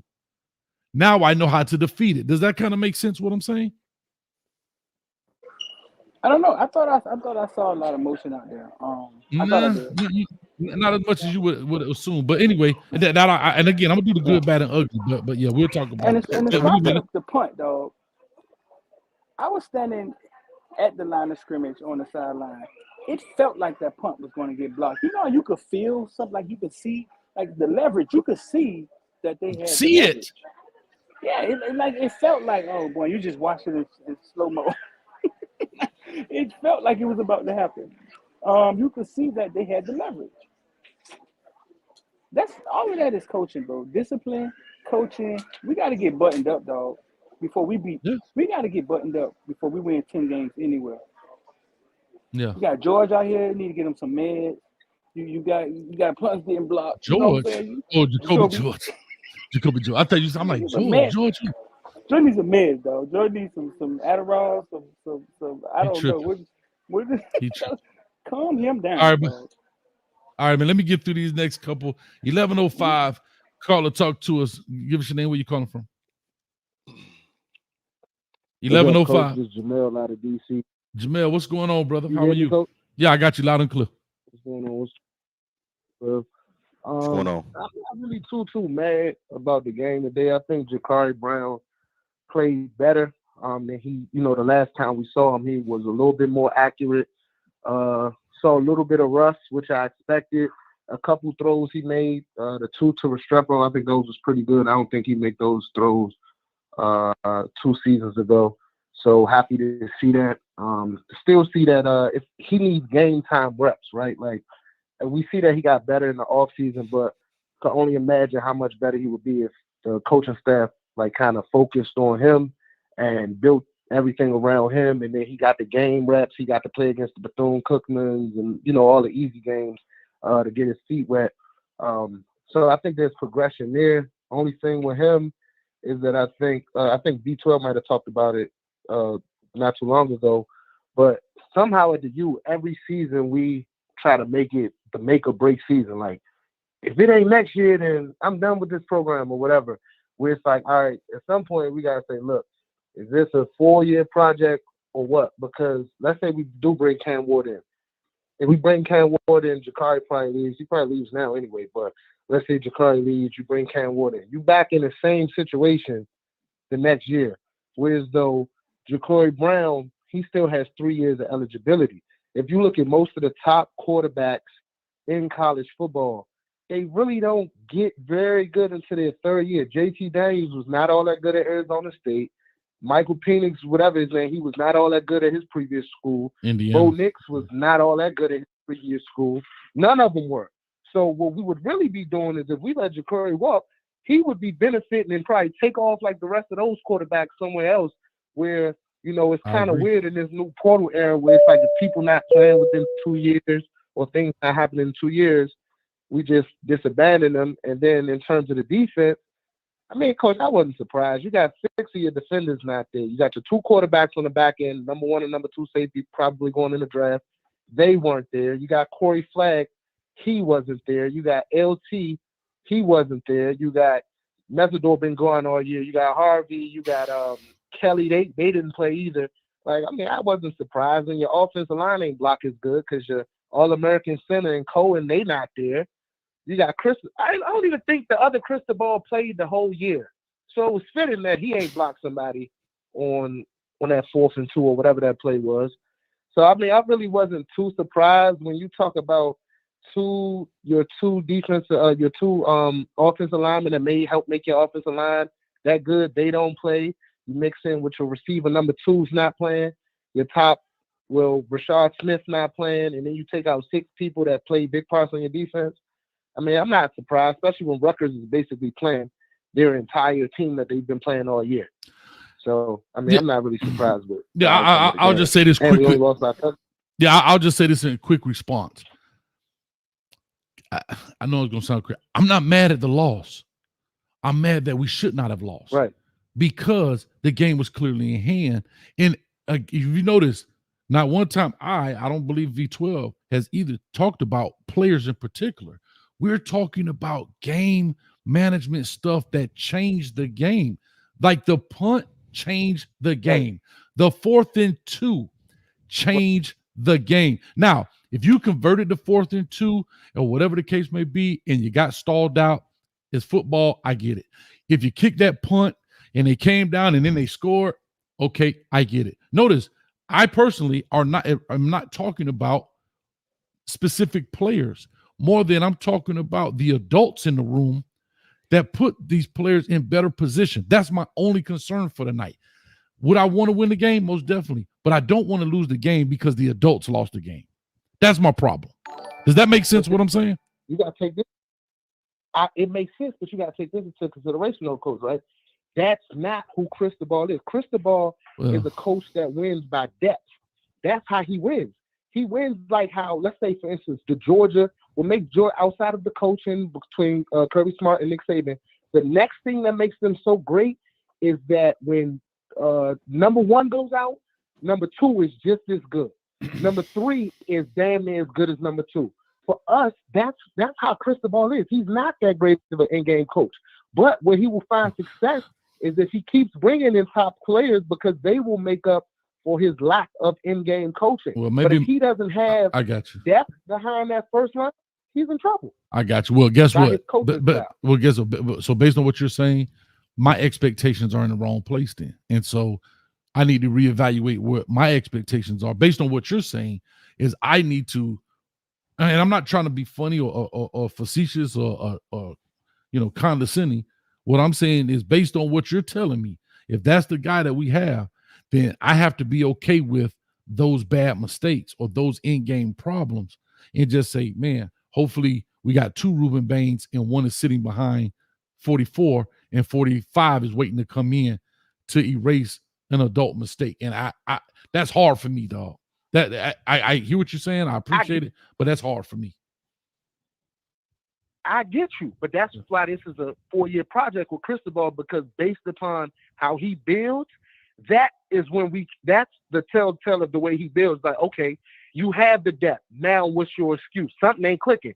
But based upon his style, because as we all can see, even the announcers on TV, they like, when is he going to call a timeout? Something just doesn't click right there, but he can recruit his ass off. But something about in-game management don't click. It probably will never click. If you look at his record overall, he's a 500 coach. Yeah. If you look at all his record, he's not an elite coach in terms of in-game. He's not going to do more with less.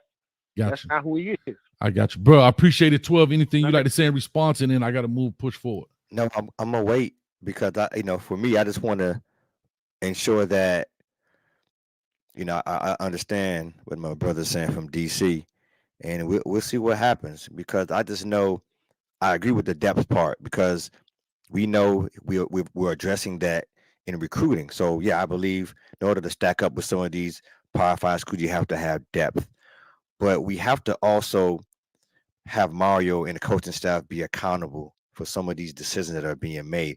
You can have all the talent in the world and still not make the appropriate call that needs to be made that could be detrimental to your team moving forward.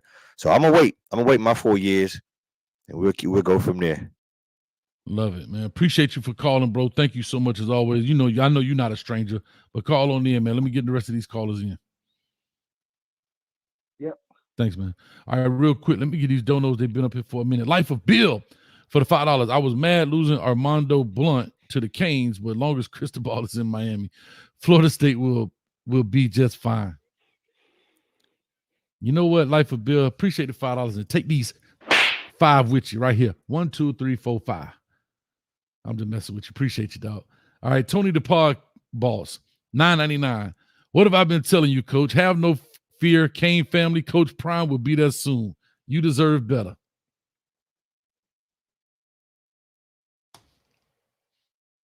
I'm with you, dog. Appreciate you, Tony the Pod Boss. And Shad for the $1.99. Ja'Cory was horrible because he didn't go. You know what, Shad? I'm tired of you and your because he didn't go 8 for 23. Oh, God. And a new member here, Spoon Digger, became a YouTube member. Appreciate it. And Norman out in Hawaii, baby. What's up, man? $15. Question on the block punt. Does number 55 always play on the punt team? That's Lichtenstein. I think so. I think he does. Number 11 had only 12 practices for the bowl game. We were missing 2 starters on the O-line. No Kobe Young, no Bashard Smith, no run game. And again, Norman, I'll just say this, 12, you can respond. I don't have a problem with how anybody played individually. My problem is some things schematically, right? Some things situationally. That's really my only concern. That's it. But 12, thanks, Norman. No, thank you, Norman, for that. 15. Now, what do you say? I just know that even with all these players not being there, you would think that we would still be able to go up to Yankee Stadium and pull out a W against Rutgers. So what we're saying is this what Miami has kind of been reduced to, kind of like we're making excuses. Like if you look at some of the comments, some of the things that people are saying, we're making a bunch of excuses. Guess what? Rutgers just came to play. And like Streeter said, we didn't play well. And so now we have to go back to the drawing board where we got our play and we got our coach.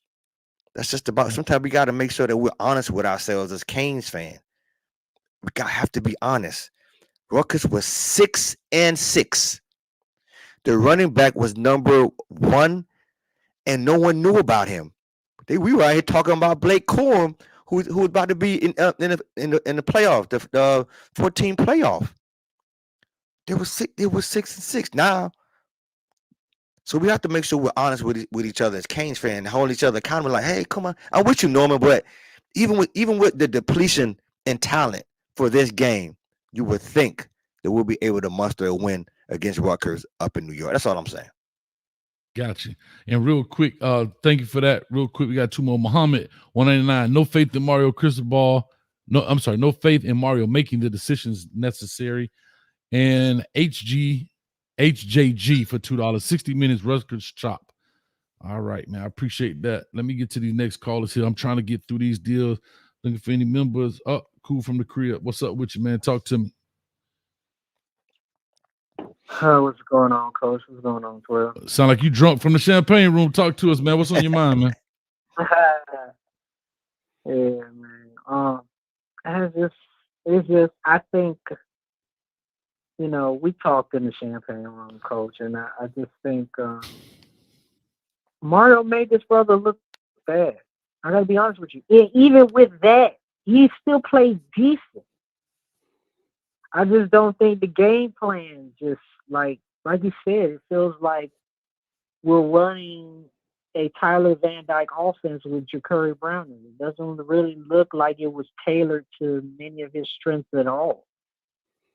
It doesn't look like it still looked inept.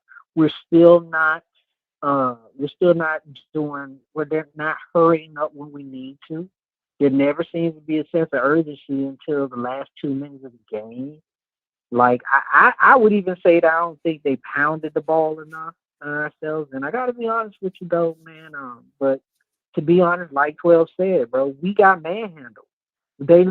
Rutgers look like they came to play and they executed. And I'm talking about they didn't do anything complex. They didn't. They played like they literally played like they the first college football team ever. They played like it was the 1800s. I don't know if And, football and go it, that they far made back, us but I look got like we didn't feel sleeves. you. Yeah. You know, it was wild, man. We got in the trenches, man. We just looked bad. We looked like we couldn't stop anything. I got you. I don't know. There was no gap integrity. Like, I got you. wow. I feel you, man. I feel you. But yeah, I mean, that's just pretty much what it is. I get where you're coming from. Hey, bro, I get it. Cool. It is what it is, man. But I appreciate it, man. And we'll chop it up, man. Let me try to get through these numbers a bit. All right, for sure. Appreciate you, Coach. Anytime. Number one football channel ever. Thanks, man. Appreciate it. Ever. All right, real quick. Coach Carter says, on hold for 30 minutes, how much is VIP? I told you if you're a member, you get to skip the line. But because you just became a member, I don't know. I got to put your name in the system. So when you call in, let me know that you're a member. I can see it on here. And then I can put you in the system so that way I'll know. But if it's your first time, I don't know. So I'm going down the list. 3403, call or talk to us. Give us your name, what you're calling from, 2 minutes. Hey, man, it's me again, Mike Lowry. What's up, V12? What's up, Mike Lowry? All right, I'm finna go on my spiel, so don't start my 2 minutes yet. They already keep started. throwing the ball. Okay, they keep throwing the U's down on us. I'm tired of it. The Ja'Cory Brown thing, he didn't have pocket awareness presence today. He was throwing balls in the ground. He waited too long to use his legs. The defensive line was too small for the Big Ten. Ja'Cory Brown should have had a great day. Look at the quarterback from USC, Miller Moss, set a bold record for TDs. He haven't played a down all year. He went out there and threw 23 for 33, 372 yards, 6 touchdowns, 1 interception. Even the USC players that opted out was on the sideline with their jerseys on. So you got to see culture. They're not building culture there. A lot of the players on defense was arm tackling. I'm just going to put the Publix brown bag over my head from now on when I watch the game. Jalen Knighton was missed. He was the big play heater that we need. There was motion on the field. Those plays got stuffed. Jacoby George needs to transfer. He needs to get in the transfer portal. He's been acting up all year. I'm like, Street, he needs some medicine. He played horrible. Why are we always getting records broken when we play the game? And I keep hearing everybody talking about we need to give him some time. No, the future is now. We don't want to wait. We got 5 championships on our belt. And who is doing the recruiting for these players? Where is the 300-pound lineman that we need? Why are we 9th in the ACC? See how confused the Hurricane defense was when they put motion on us? Now I'm going to name some 300-pound players that ain't see the field. Anthony Campbell, 6'7", 300, senior. Jamal Burrows, 6'3", 309, senior. Akeem Mesidor, 6'3", 280, junior. Ahmad Moulton, 6'3", 325, freshman. Josh Horton, 6'4", 295, freshman. This team is too small. That's what I'm trying to tell y'all. Street and me seeing the same thing. Jaden Davis played well as a senior at the free safety spot. But Marquise Williams, 6'2", 175 freshman, made a lot of MAs on the field. Number 51 at linebacker, he should be playing rush in. Number 31, he should be playing rush in. They cannot control the gap assignments. Number 33 and 23 should be our middle linebacker. All right, come on, Mike. There's no wrap it up. situational. Go ahead, man. Wrap up your point. Go ahead, because I don't. I'm wrapping it up. I got a few more. There's no situational awareness in this coaching staff. The backs don't follow the pulling linemen when they do run bucks or counters. They don't know how to jump cut in and out of holes. They just running straight downhill. They tried to run Ja'Cory Brown with some quarterback runs and RPOs, but he kept running for 2 yards. I would go away from that offense too. Listen, another thing, we was 11-0 against Rutgers. They are not creating no kind of energy to keep our foot on the gas when we play these teams that we've been dominant on. What's going on with our defense? We also set the single season rushing when we gave up the single season rushing yards in history against North Carolina. Right. Like our bowl record in 20 years is horrible. We even lost the Middle Tennessee. Like this is, man. I'm with you. I'm so upset, man. God damn it. I understand, Mike. Listen, you know I love you, and I would let you ride out, but I do got to respect the others on the line. You more than welcome to call back in. You already know that, dog. You understand what I'm saying? Yeah, I'm gonna stay on the line, man, because I got most stuff I done wrote down. I ain't even get through my whole spiel. All right, I got you. Appreciate it. Shout out to the brother Mike Lowry. Hey, you can back up, so you got the mic turned up high. Hey, no, that man was preaching. My bad. That man was preaching, man. Hey, shout out to Mike Lowry. Hey, to the choir, man. Pass the collection play. Hey, you hit a lot of it on the head, brother. I ain't gonna lie. We didn't call out no players today, but there was a couple on the defensive line that I know about 300 pounds that got manhandled. But yeah, your points are well taken for sure. No, most definitely. I'm trying to get through this here. All right, that's him. That's Mike. I got Mike Lowry. Okay. Hey, Coach Carter, you made me feel bad, dog. Hit me up with the last 4 of your number, and I'm gonna hit you up because you're a member, and you say I ain't put your name in. I'm feeling bad, dog. 6277. 6277, you on the line. Call or talk to us. Give us your name. You got 2 minutes. 6277 going once. 62. Hey, this me, baby. This Coach Carter. Oh, come on, man. Got lucky, dog. All right. There it is. Hold I on. got lucky. I'm out here walking the dog. Man, look here, man. First of all, I want to talk about the first 2 plays. What up, 12? What up, brother? Coach? What's up, man? The 2 plays that you talked about. The punt and the 4th and 2, right? Okay. All right. On that punt, that's Lichtenstein's fault. That's all him. Okay. That block didn't come from the outside. It came from the inside. He got the slide left. I don't know what he was thinking about. If he put at least his left hand on that dude and push him, we don't get that punt block. 4th and 2.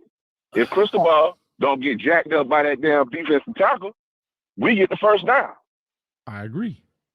And then y'all talk about motion and all of this pretty stuff. It's about the Jimmys and Joes. You know that. I can tell you I'm finna run a trap play, but you can't beat my man. You got to beat the man in front of you. That's how all this stuff works. Agreed.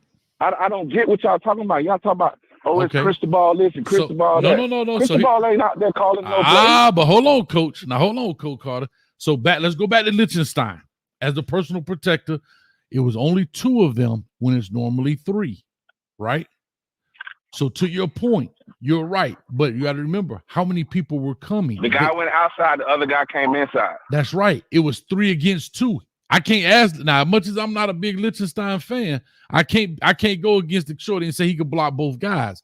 If he went left, the right dude block it. If he go left, the right. If he go right, the left dude block it. It's 2 against 1. Exactly, and he didn't block his man. I know, but the other guy would have. The one he did block would have blocked. No, it. 3 wasn't gonna block that.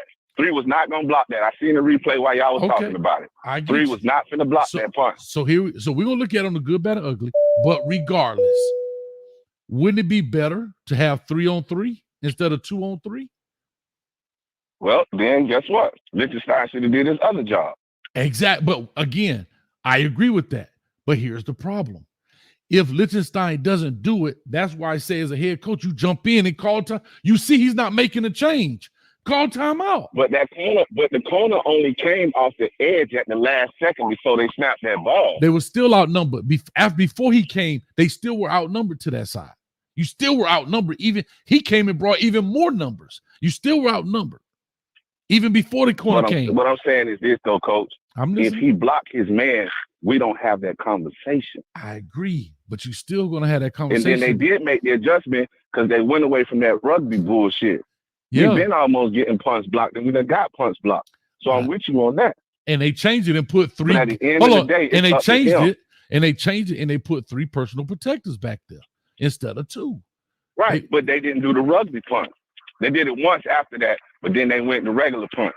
Agreed. All right, and in the 4th and 2, the reason we talk about motion, and the motion is like you say, it's about Jimmys and Joes. So if my Jimmy's not better than your Joe, then I better use some magic tricks so I can equal out the playing field. And you do that through motion and shifts and formations. But if you believe in him, you know what I'm saying? You got to let him. And I feel like this was a show me what you're working with, because they kept switching McCormick and Cristobal out.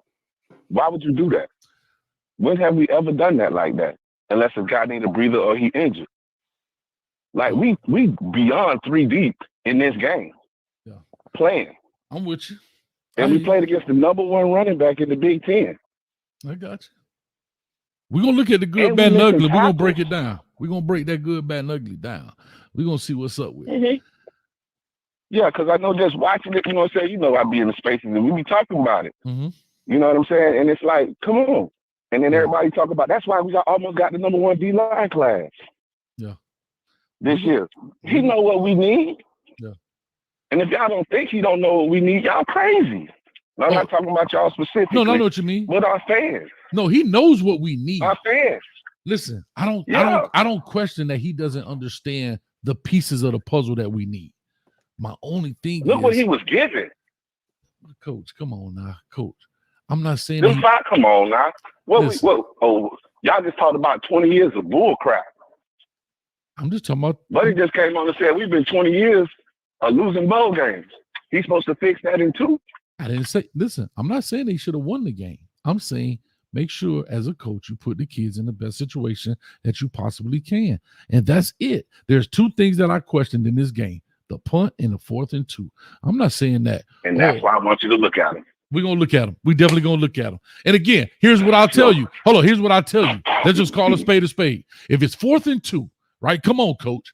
And Lou Cristobal is the weakest link on your O-line. Forget the X's and O's. Let's now start thinking reality and personnel. If Lou Cristobal is the weakest link on your O-line, would you agree or disagree with that? I'm going to agree with that. Why would you run it his way? That's all I'm saying. Flip it. Run it the other way. That's all I'm saying. Don't run it. That's what I'm talking about. That's not Cristobal call, though. But he has the headset. He knows the thing. What I'm saying is, as the head coach, you're right. It's not his call, but he has veto power to say, God, no, run it left, run it right, whatever it is. That's all I'm saying. Cristobal told him to nail the ball in the Georgia Tech game, and he didn't listen. So fire his ass. That's all I'm saying. You the head coach. But we can't keep doing this. Bro. We can't keep going through offensive coordinator. When are we going to get continuity? What difference do it make if a dude is going to be insubordinate? He's your subordinate. You tell him what to do, and he ignores it. Guess what, bro? You can't have that. I can't. I'm the head coach. Coach, you know this. You Coach Carter. The head coach tells you to do something. Whether you do it, whether you like it or not, you do it because he's the head coach. Now, if you don't like what he's telling you, then I say people got 3 options: do it, don't do it, or go get your own. If the head coach says do something, there are many times with my head coach, I didn't want to do what he asked me to do, but he's the head coach, especially in the game. Now, after the game, I may talk to him and say, hey, coach, maybe I can learn. Why did you want me to do this? What was it I could learn from that? But in the heat of the battle, the general tell you to fight, you got to fight. The general say, go out, flank him to the left. That's what you do. That's hierarchy. You ever went off the grid? Yes. But guess what? I'm saying everybody do it. You can tell a coach to do something, but hell. And how many times you think you ain't get fired, did you? Yeah, well, how many times you think you're gonna do it, bro? How many times? And you coach with the man. I know, but how many times? So here's a perfect example. If Coach Cristobal told me to do something, would I disagree with it? Even right now, he hires me at Miami and do something. And as much as I'm talking on here, and I go against the grain, and he tell me take your knee, and I say, man, I'm finna run the ball. Or how about this? He say run the ball, and I say, Coach, it's better for us to run the ball. I'm gonna run the damn ball. He the head coach. Come on now. He's the head coach, bro. But come on, he can't be that. I don't know him personally. You do. He can't be like that, bro. No. What I'm telling you said that he said run the ball to Shannon Dawson, and Shannon Dawson. I mean, he said Shannon Dawson take a knee, and Shannon Dawson still ran the ball. Yeah. That's dog. You from what I got, from what I think I saw in that instant replay. Okay. Mirabal told him, I think you should kneel the ball, and I think he said it in the headset. Whether he was listening or not, that's what I believe. That's all I'm saying. But dog, Coach, I appreciate you waiting, man. But I gotta keep pushing because we can talk about this fella. Yeah, we're gonna do a membership only, and we can get in there and we can talk as long as we want, man. Hey, that's what's up. Oh, we do a Zoom or something like that. 12, boy, I miss you, boy. I ain't seen you in a while. Brother, I'm here. I've been on. They called me in. Hey, matter of fact, I might do the good, bad, and ugly members first, like in there. We do it live, and then I'll put it out to the people. How about that? I send that notification so I get it on my phone. I'll put it on the tab, the community tab. Appreciate you, bro. All right, one. Yes, Thank Coach, take it easy. Yeah, my bad. See, I knew I was gonna get into my coach speak, huh? Anyway, 12. Anything you got to say about that? Look, if you are insubordinate too many times, you get fired. Now, if you go off the grid like Coach mentioned and it worked, everybody happy. But when you go off the grid and it don't work, you're not gonna get too much leeway on that. I mean, I think some coaches know by depending on what's going on, who they got as OCs or renegade coordinators or who gonna buck the system every now and again. But you can't have too many of those. And at the end of the day, your point, Coach Hayes, is that Mario has the authority to veto any play that goes in and out.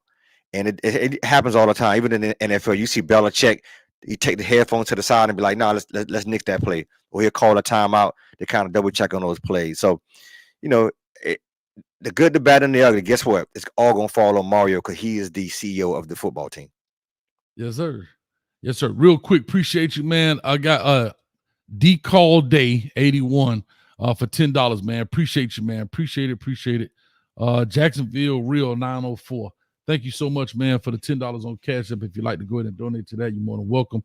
Information will pop up on one of those, the little ticker down there on the bottom, man. Thank you so much from Cash App. Coach Biden lost his doggone voice around here talking to all these folks. But anyway, let me get pushing.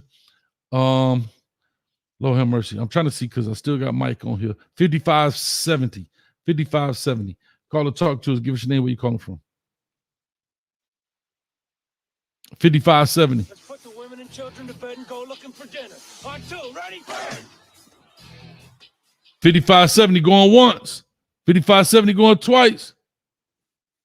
Hello? Boy, you survived, boy. You survived. 5570. What's up, man? Oh, what's going on, man? I'm out here working, man. What's going on, man? I just want to say this here, man. If I open up a restaurant, right? Okay. And I hire all the employees, right? Uh-huh. If the food good, guess what? I'm gonna get all the positive accolades, right? That's right. If the food bad, guess what's gonna happen? They gonna talk bad about me, right? That's right. So it's his responsibility to hire the right employees or the offensive coordinators or assistants. Because no matter what, he's the head of the University of Miami program. They paid him $8 million to make all the right choices. There you Let's go. move on from that. There you now, go. you got. We'll say the quarterback. He played decent. True enough. We can say the offensive coordinator didn't make the right play, which he probably did, or whatever. They got a little conservative for whatever reason sometimes. The thing about Miami, a bad team always find a way to lose games. Period. They lost a game, special teams. No matter what, Miami is always getting out coached in different parts of the game. And that's why they end up losing, always on the losing end of the stick or whatever. Now, the thing about Miami, true enough, Mario Cristobal is bringing in elite talent, right? This is third year of far recruiting. He turned around the first year when he got there a couple of months. He turned Miami. I think we had like a top 10 recruit class, and then last year 7, and last year again. This year number 3. All right, so he don't brag in talent, right?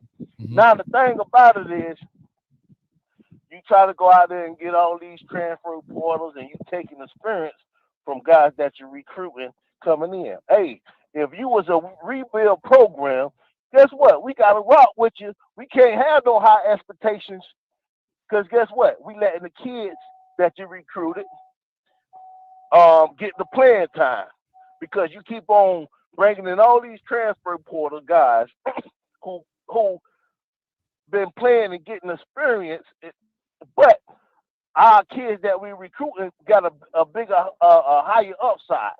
So now you got all these players right now that's not getting no playing time. Marquise Williams, yeah, he showed up. He did a couple of plays. Good. Him and Jamar Brown, they took when they do running back scored a touchdown on the end. They didn't seal the end off or contain or whatever, bad angles or whatever. You know, now. All right, come on. Now we stuck with dilemma now. We got Ja'Cory, we got Cam. I don't know if Cam still want to come. But my thing is, if you're going to pay a quarterback this money, you saying that we got to be a playoff team next year? No matter what. If you go get Cam, that means we're going to the playoffs. That's right. Because anything less than that is a straight failure. I could go with that Because as of right I now. really believe, as a Kane fan, we can get to the playoffs next year. Gotcha. Man, I mean, that's what I believe. I can appreciate that, man. No, I appreciate it. Let me push through the rest of these, man. I thank you so much. I hate rushing people off the phone, but I got to because we got a lot of people to talk to. But thank you, man. I appreciate you holding, being patient, man. All right, no problem. All day. Appreciate it. Thanks, man. All right. To his point 12, you like to speak to that before I go and give Coach Carter some love around here for what he just did. And he summed it up. Essentially, what he's saying is that, look, we got JB there. We have to develop the young man. And if you're going to take a gamble and Cam comes, you're going to pay him money, the expectations are going to even be higher. So that's something that we have to contend with as Canes fans. I agree with developing the players that we have and investing in them, investing the time and the resources and the coaching so they could get better next year. I agree, man. Lakers dope for the 499. Brown is not the problem. The head coach and the OC is the problem. Thank you for that. And also, I want to give a round of applause right there. Coach Carter, who had just called in previous call, he just gifted out 10 memberships, man, for a month. Thank you so much, Coach Carter. Appreciate it. That's huge right there, man. Thank you so much, brother. And we're gonna do some good things up in here. We may do the good, bad, and ugly on the night show. I may record it, not the night shift, but in the member section, record it, let y'all go through it. We could talk, ask questions, and make it happen from there, man. But great job. Thank you so much, Coach Carter. I appreciate it. All right, we're working this phone line down a little bit. Okay, I did 55, 1435. Caller, talk to us. Give us your name, where you calling from. What's going on, Coach? What's going on, V12? This is Terry from B-Moon. Terry, one of the last parents going to care about home visits. You know what I mean? They're from Baltimore, huh? Yeah, from B-Moon. Coach Spoon in the building out here gifting out membership. Come on, man. I'm loving it, man. Just got El Rico a membership. All right, so talk to us, man. What's going on, Terry?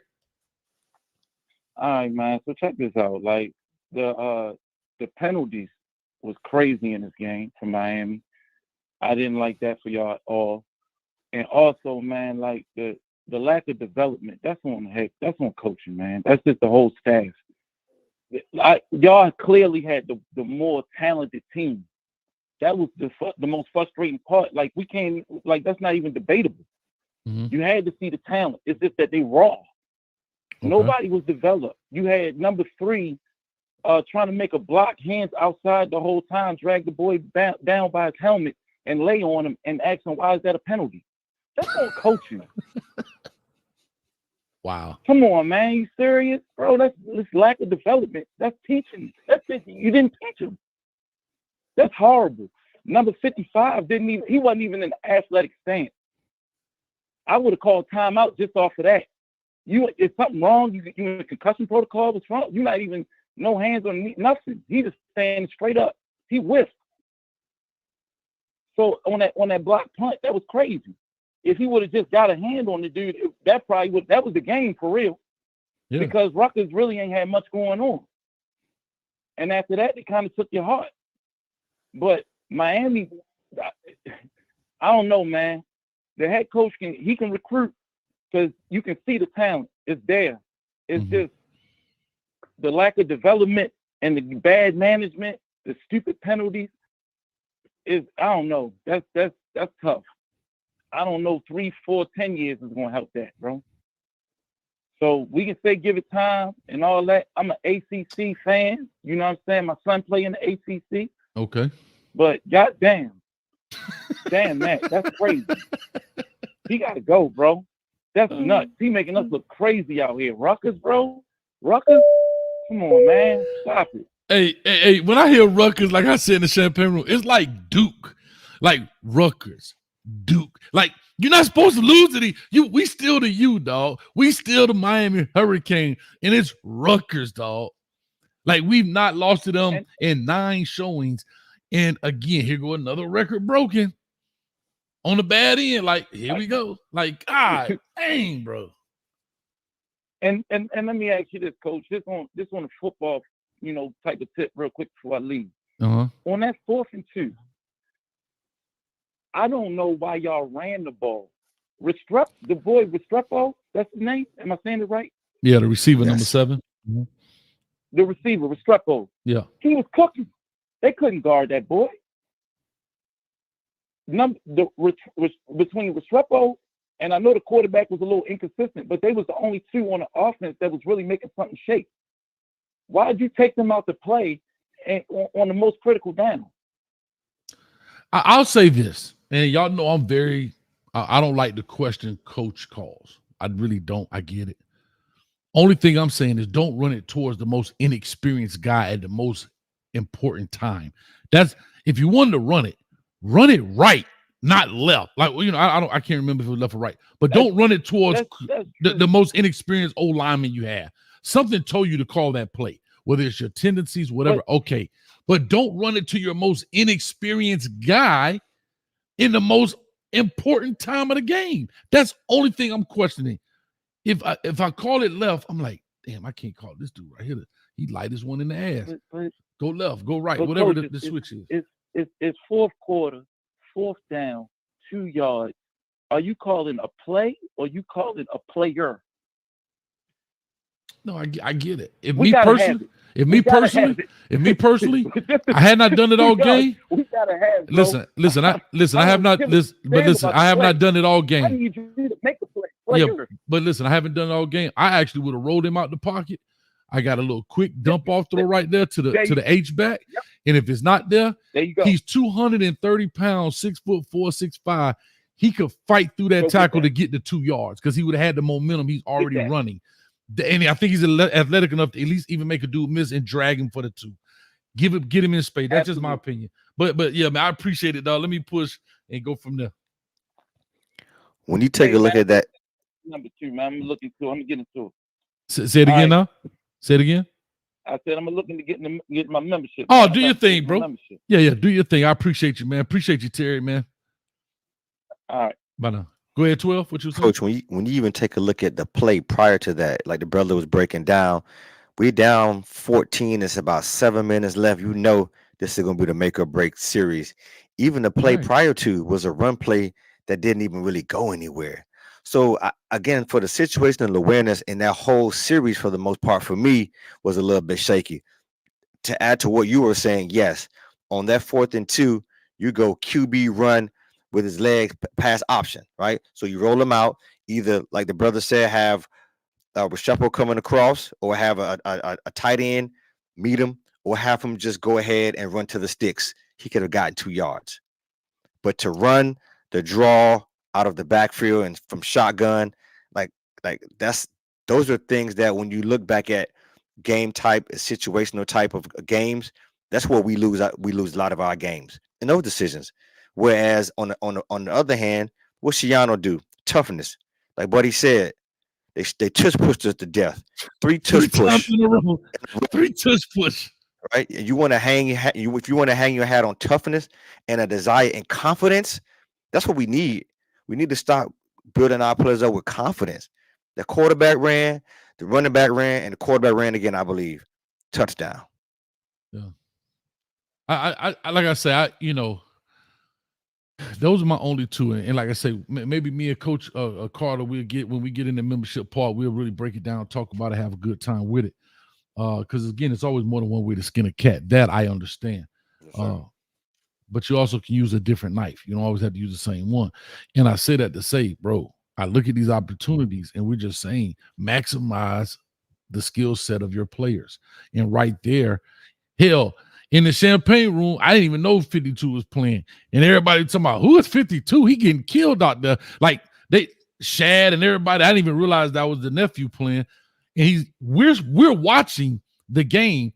So you got position coaches, you got GAs, you got quality control guys, you got analysts. They're watching. And at the most important part of the game, like you said, that was the make or break of coming back at that 9-something mark in the 4th quarter. I'm not going to go his way. And it's not because it's his nephew. If he was the fish on the line, meaning the least productive guy, I'll put it that way because I don't like to call players trash or sorry.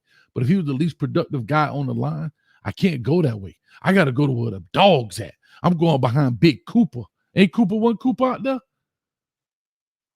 I'm going behind the big nasties or whatever the case may be. All right, let me go ahead and crank through this thing, man. I think I just did 1435. 1278. 1278. Call or talk to us. Give us your name, where you calling from. We got 3 more. Well, what's up, Coach?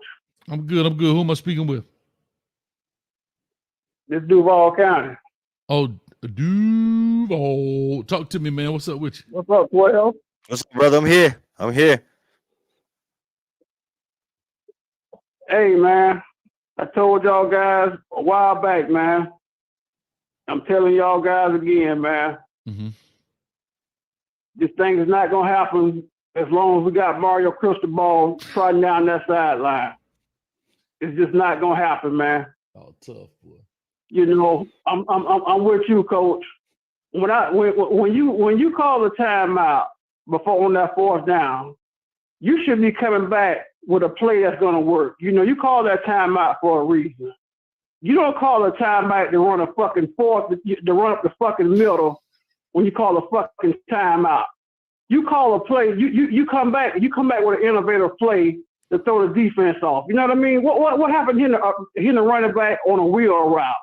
A fake to the running back at the middle of the Ja'Cory, keep the ball and run up the right-hand side. Something innovative to throw the defense off, man. You run up the middle on a critical 4th down like that, man.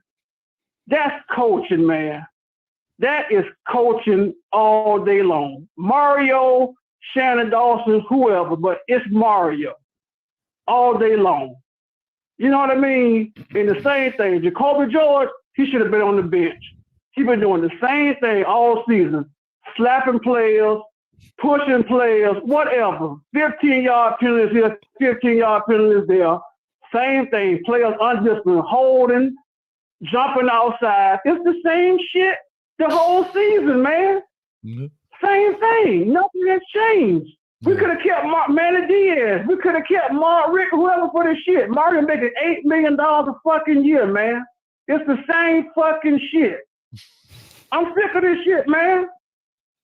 You know what I mean? It's the same thing, man. Mario, poor clock management. He on the sideline like he don't know what the fuck to do. I love it, dog. Same shit, man. You know what I mean? I mean, you make $8 million fucking dollars a year. You don't know what the fuck to do. You don't want to call a timeout.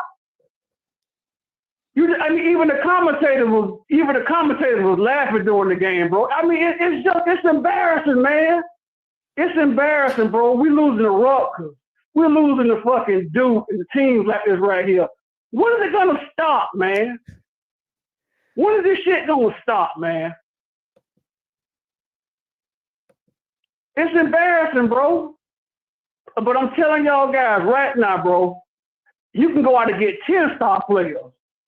But if you can't develop, if you can't do clock management on Saturdays, it doesn't matter.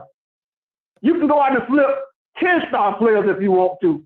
If you can't do it on Saturdays, it doesn't matter. It does not matter. You can go out and get all 5 star players you want to, bro. If you cannot win on Saturdays, it does not matter. And I'm going to tell you right now what's going to happen. These players are going to start transferring. When they see Mario start ruining their goddamn career, they're going to start transferring. They're going to start transferring, bro. I love it. Wait till after this 24th season. They're going to start transferring. And you know what? I don't blame them. I hear you. He's a fucking goddamn career. He's a career ruiner. All right, Duval, I'm going to let you roll because you own it right now. I love it. Hey, put that K juice down, and I mean right now. Matter of fact, hold your hand out. Hold your hand out. Hey, you stopping it, I mean right now. 12. Yes. 12, what you got to say to that, 12? I want to hear your comeback to that. No, listen, I'm totally with you. You took the words right out of my mouth. Like you took every word every thought. You speaking for the Canes right now. No, listen, we have to be careful. Now, the silver lining is that he is, and that's the balance, right? That's why people don't really want to go on Mario too much, because he can recruit. That's the delicate balance. But I do understand what you're saying. If they're coming and they're not producing and we're not winning games, those just the quick as they come, they can leave. And so people in the comments are talking about with Strepo, does he stay or does he go to the NFL? Does JB stay? It's just so much. So yeah, I understand. I understand your concern, bro. I understand your frustration. I've been there as long as you probably been longer than me, and I want to make sure that we come back to prominence. But right now, it's just a struggle, brother. It's just a struggle. Nah, I totally agree, man. Appreciate you, bro. We almost through with these, but thanks a lot, man. I appreciate you, man, as always. Oh, I guess he hung up. Oh well. All right, I'm trying to remember who's still. I see Mike Lowry still on here. Cool from the crib on here. Okay. 1990. Oh, that's what you were saying. I thought you were talking about the year you graduated, dog. My bad, bro. Coach Spoon. Yeah, you did wrong. You did me wrong. Coach. I put up that 1996, hey, but you know what I thought it was? I was like, oh, that's the year I thought you were responding to somebody, like somebody asked like what year you graduated. I didn't realize you was putting the phone number up there, dog. My bad, man. Yeah. All right, let me put your name in here, Spoon, man. My bad, dog. Now, I see it now. All right. Coach Spoon, talk to me, man. All right, look, I'm gonna tell you what I saw out here, and I'm just keeping it G. All right. He came out there shaky. That's to be understood. But even in that understanding, the game plan that the Rutgers had was to take the ball from us. Okay. It worked perfectly. You couldn't get Ja'Cory in a rhythm. You saw once he started getting in a rhythm, he could play football. Clearly. And the worst thing I saw out there was at the end of the game, you could see Ja'Cory, he was mad because it felt like he didn't get the opportunity to win the game. The boy played. You could say did he have some errant throws? Yeah. But that's in football. The man was trying to win the game. And that 4th and 2 was not trying to win the game. You can't tell me I got this athletic guy to run 23 miles an hour.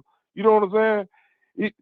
He done clocked 23 miles an hour. He's one of the fastest players on your team. How do you bring in these tight ends? How do you bring more people to the pile? You don't bring people to the party. Spread them out. Give them the opportunity to run.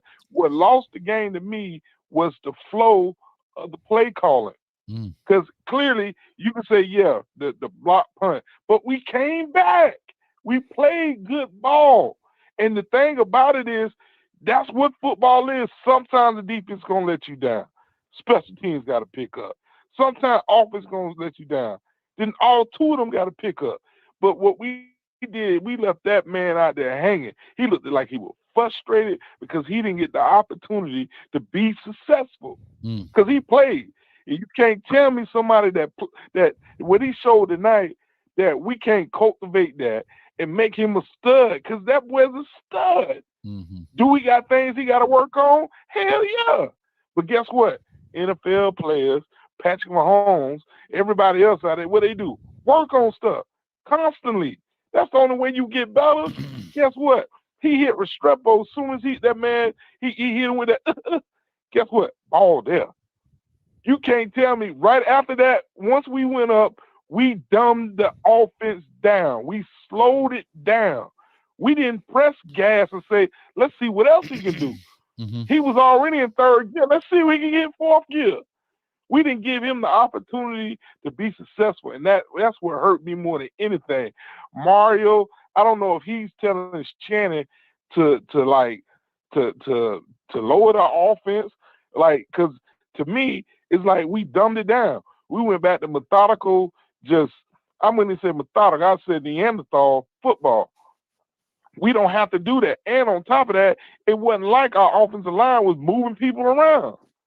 So why do you bring people to the party? It don't make no sense. You bring 2 tight ends and a running back, and I'm sitting here thinking about that. I'm like, you got them in basically like a wing set. You know, so like, what are we doing?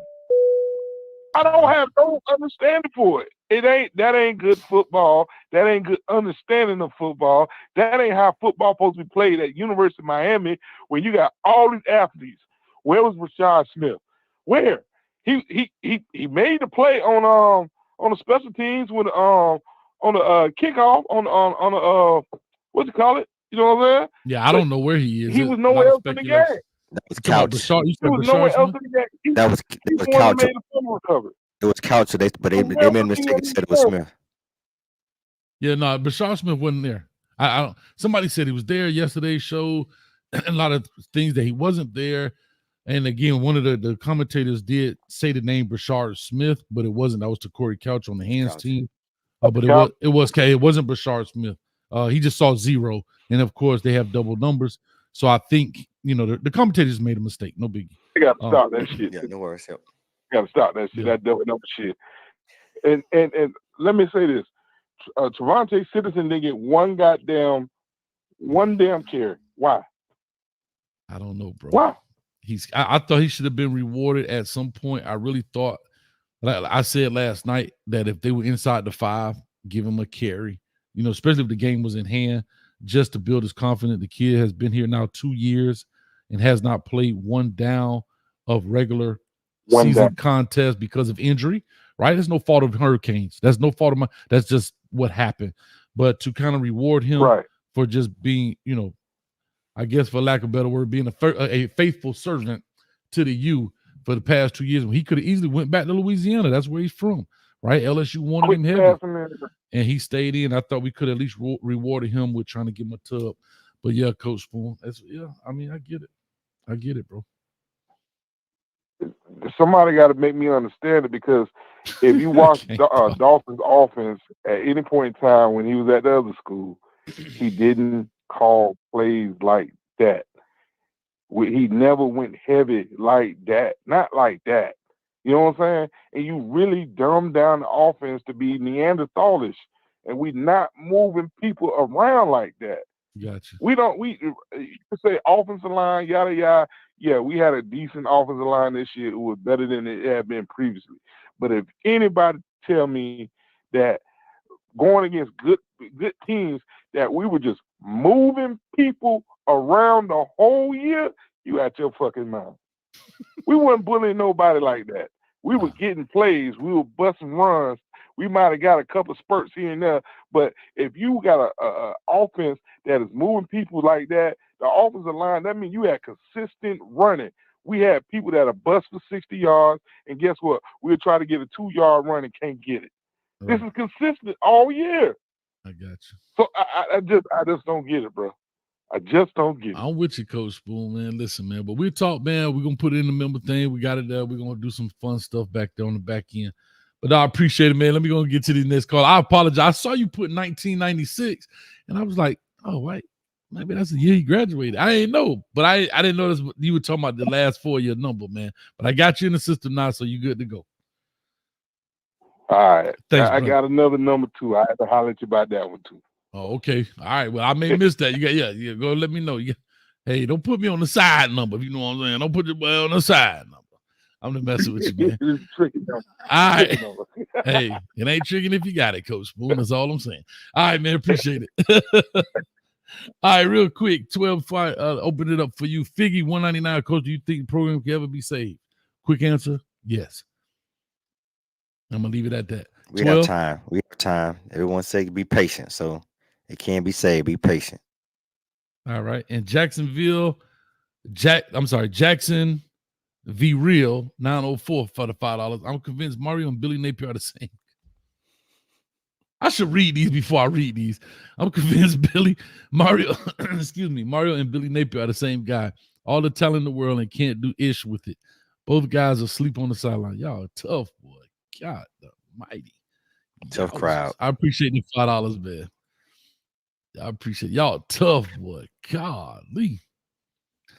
LMV say Coach Spoon got a hotline. All right, we're going to 8920. Anything, 12? We good, man. Let's keep it moving. All right, 8920 in the building. I'm going to go ahead and lock this thing here in a second. The conference has been locked. I just locked it. I got some in the back. Talk to me, man. Who am I speaking with? Cat boy 1978. Say it again. I'm sorry. Caddy Boy 1978. Okay, caddy boy. All right, I hope you got a caddy, dog. Don't be riding around no Chevy. I got a Chevy now. My first Chevy ever. I used to have all Cadillacs. My first Chevy I ever had. I But, knew it, bro. well. I knew it. So talk to me, man. What's up with you, man? What's on your mind? Man, I got two takes, man. My thing is, if this was supposed to be Ja'Cory audition, why in the hell we running the ball most of the game? You supposed to let that man go out there and see what he got. Spread the field out, let the man see what he got. Throw the ball, do everything he needs to do. Be athletic, run the ball, whatever. But like the other callers said, they were dumbing down the offense. I don't get that. Let the man throw the ball around the yard. And my thing is, I'm an old cane just like y'all. The thing Miami had always back in the day was fear factor. True. Explosiveness.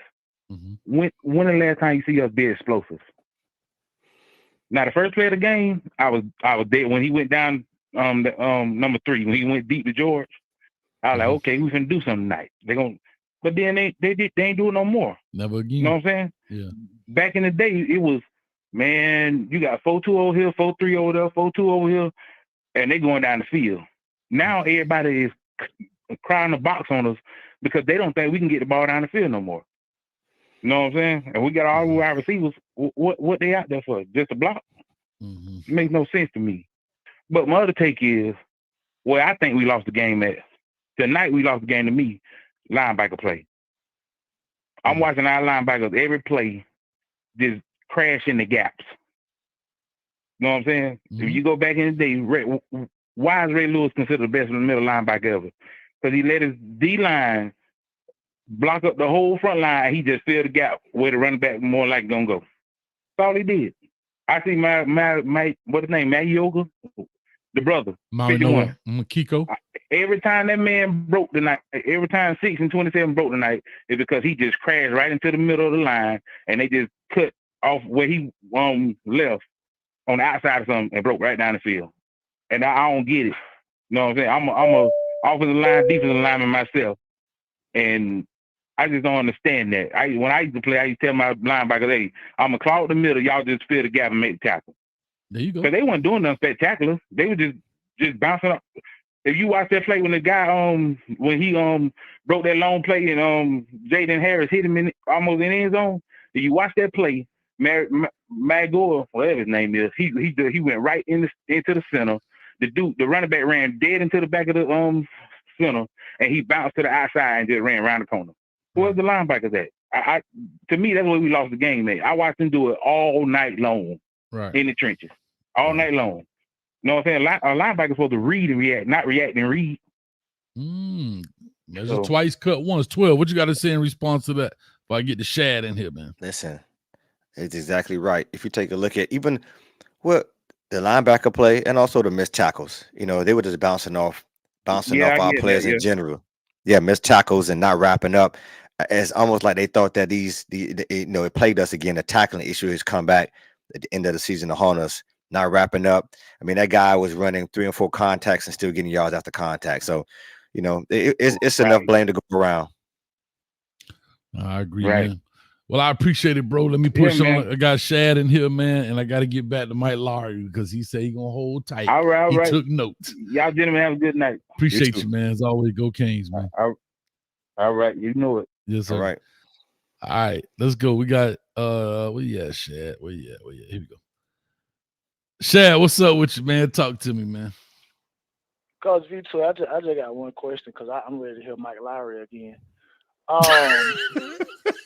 From what I've seen is everyone is saying that we're missing all of these guys, and that's the main reason that we lost.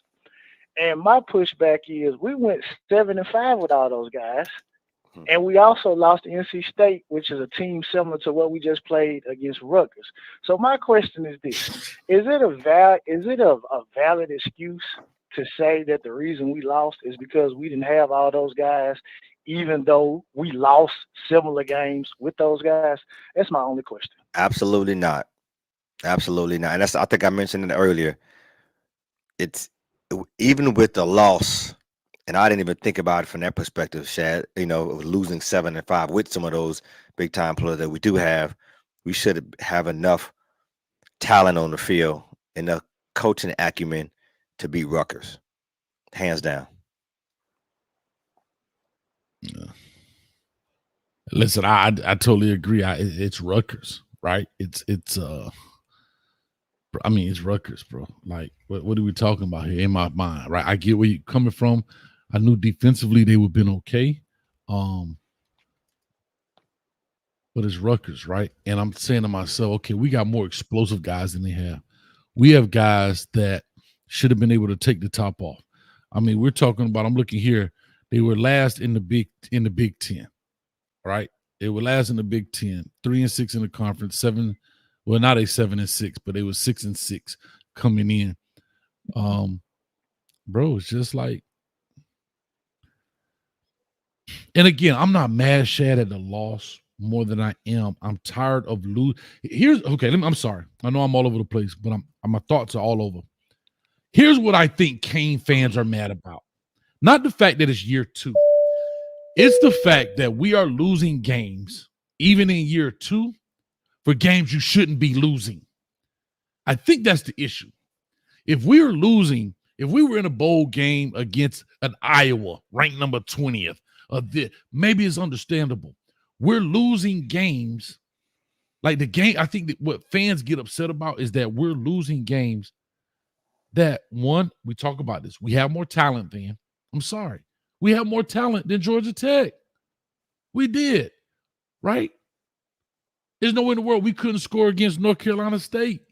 Like, come on. We can't even get in the end zone against North Carolina State.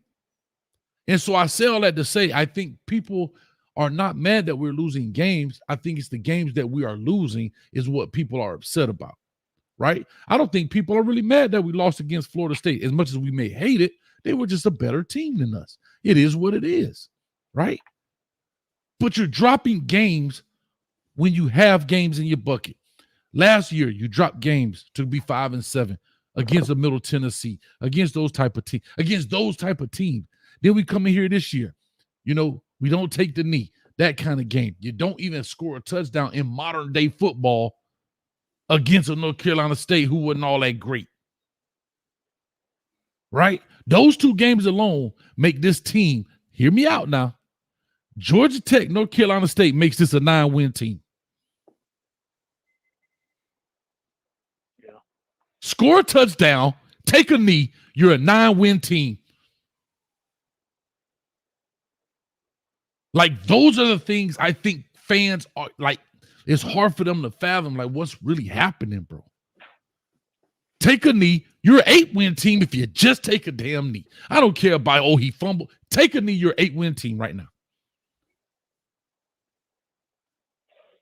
We're a 9-win team if you could just score. And if you beat Rutgers, but if you didn't, and worse, you're 9-win. But if you beat Rutgers, at least you're a 10-win team this season. Think about how different that sounds. And look how minuscule the difference is between winning and losing those games. Yep. Like, that's the difference. That's the difference. We're 2 wins better than last year. Just 2. 2 wins better than the previous year. And for all y'all out there, you can't blame Manny's guys.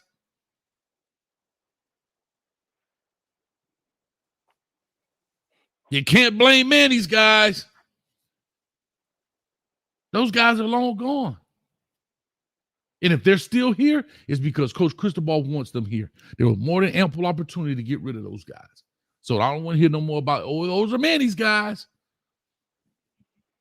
And boy, if we lose against Duke, I want to, it's the first year. It's first year. And Manny coming here, first year. Man, I lose my wits about me, man. Bro, I'm telling you. Because that's the excuse. Well, it was the first year. It's Manny's guys. Well, guess what? Manny about to bring in his guys. About to bring back Packy at Duke. Well, he's back already as a DC.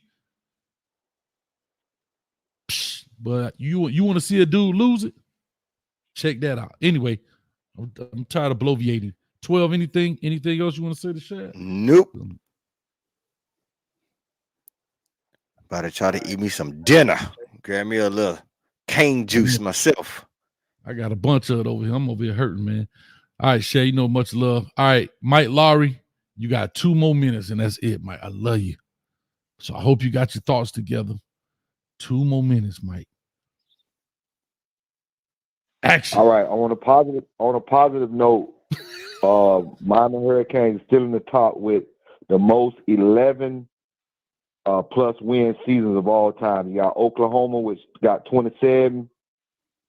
You got Florida State, which got 15. Alabama got 27. Ohio State got 21. Penn State got 19. Georgia got 14. USC got 13. TCU got 13. Michigan got 12. Nebraska got 12. BYU got 12. And then Miami got 11. 11 plus winning seasons. But back to this bowl thing I was trying to tell you about.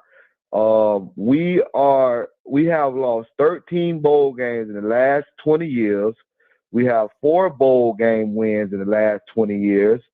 I mean, we have missed 2007, 2011, 2012, 2021, and 2022. 5 years worth of losing seasons in the last 20 years.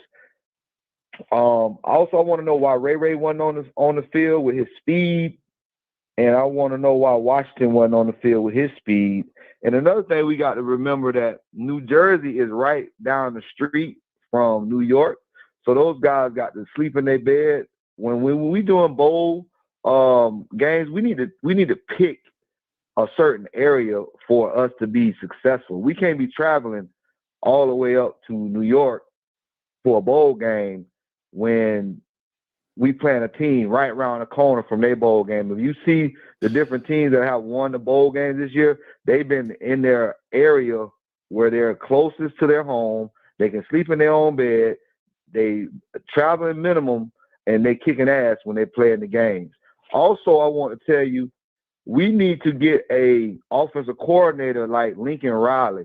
Ain't no kind of way in hell this guy I brought up earlier, Miller Moss, sets a bowl record for 6 TDs. It has to be the play calling.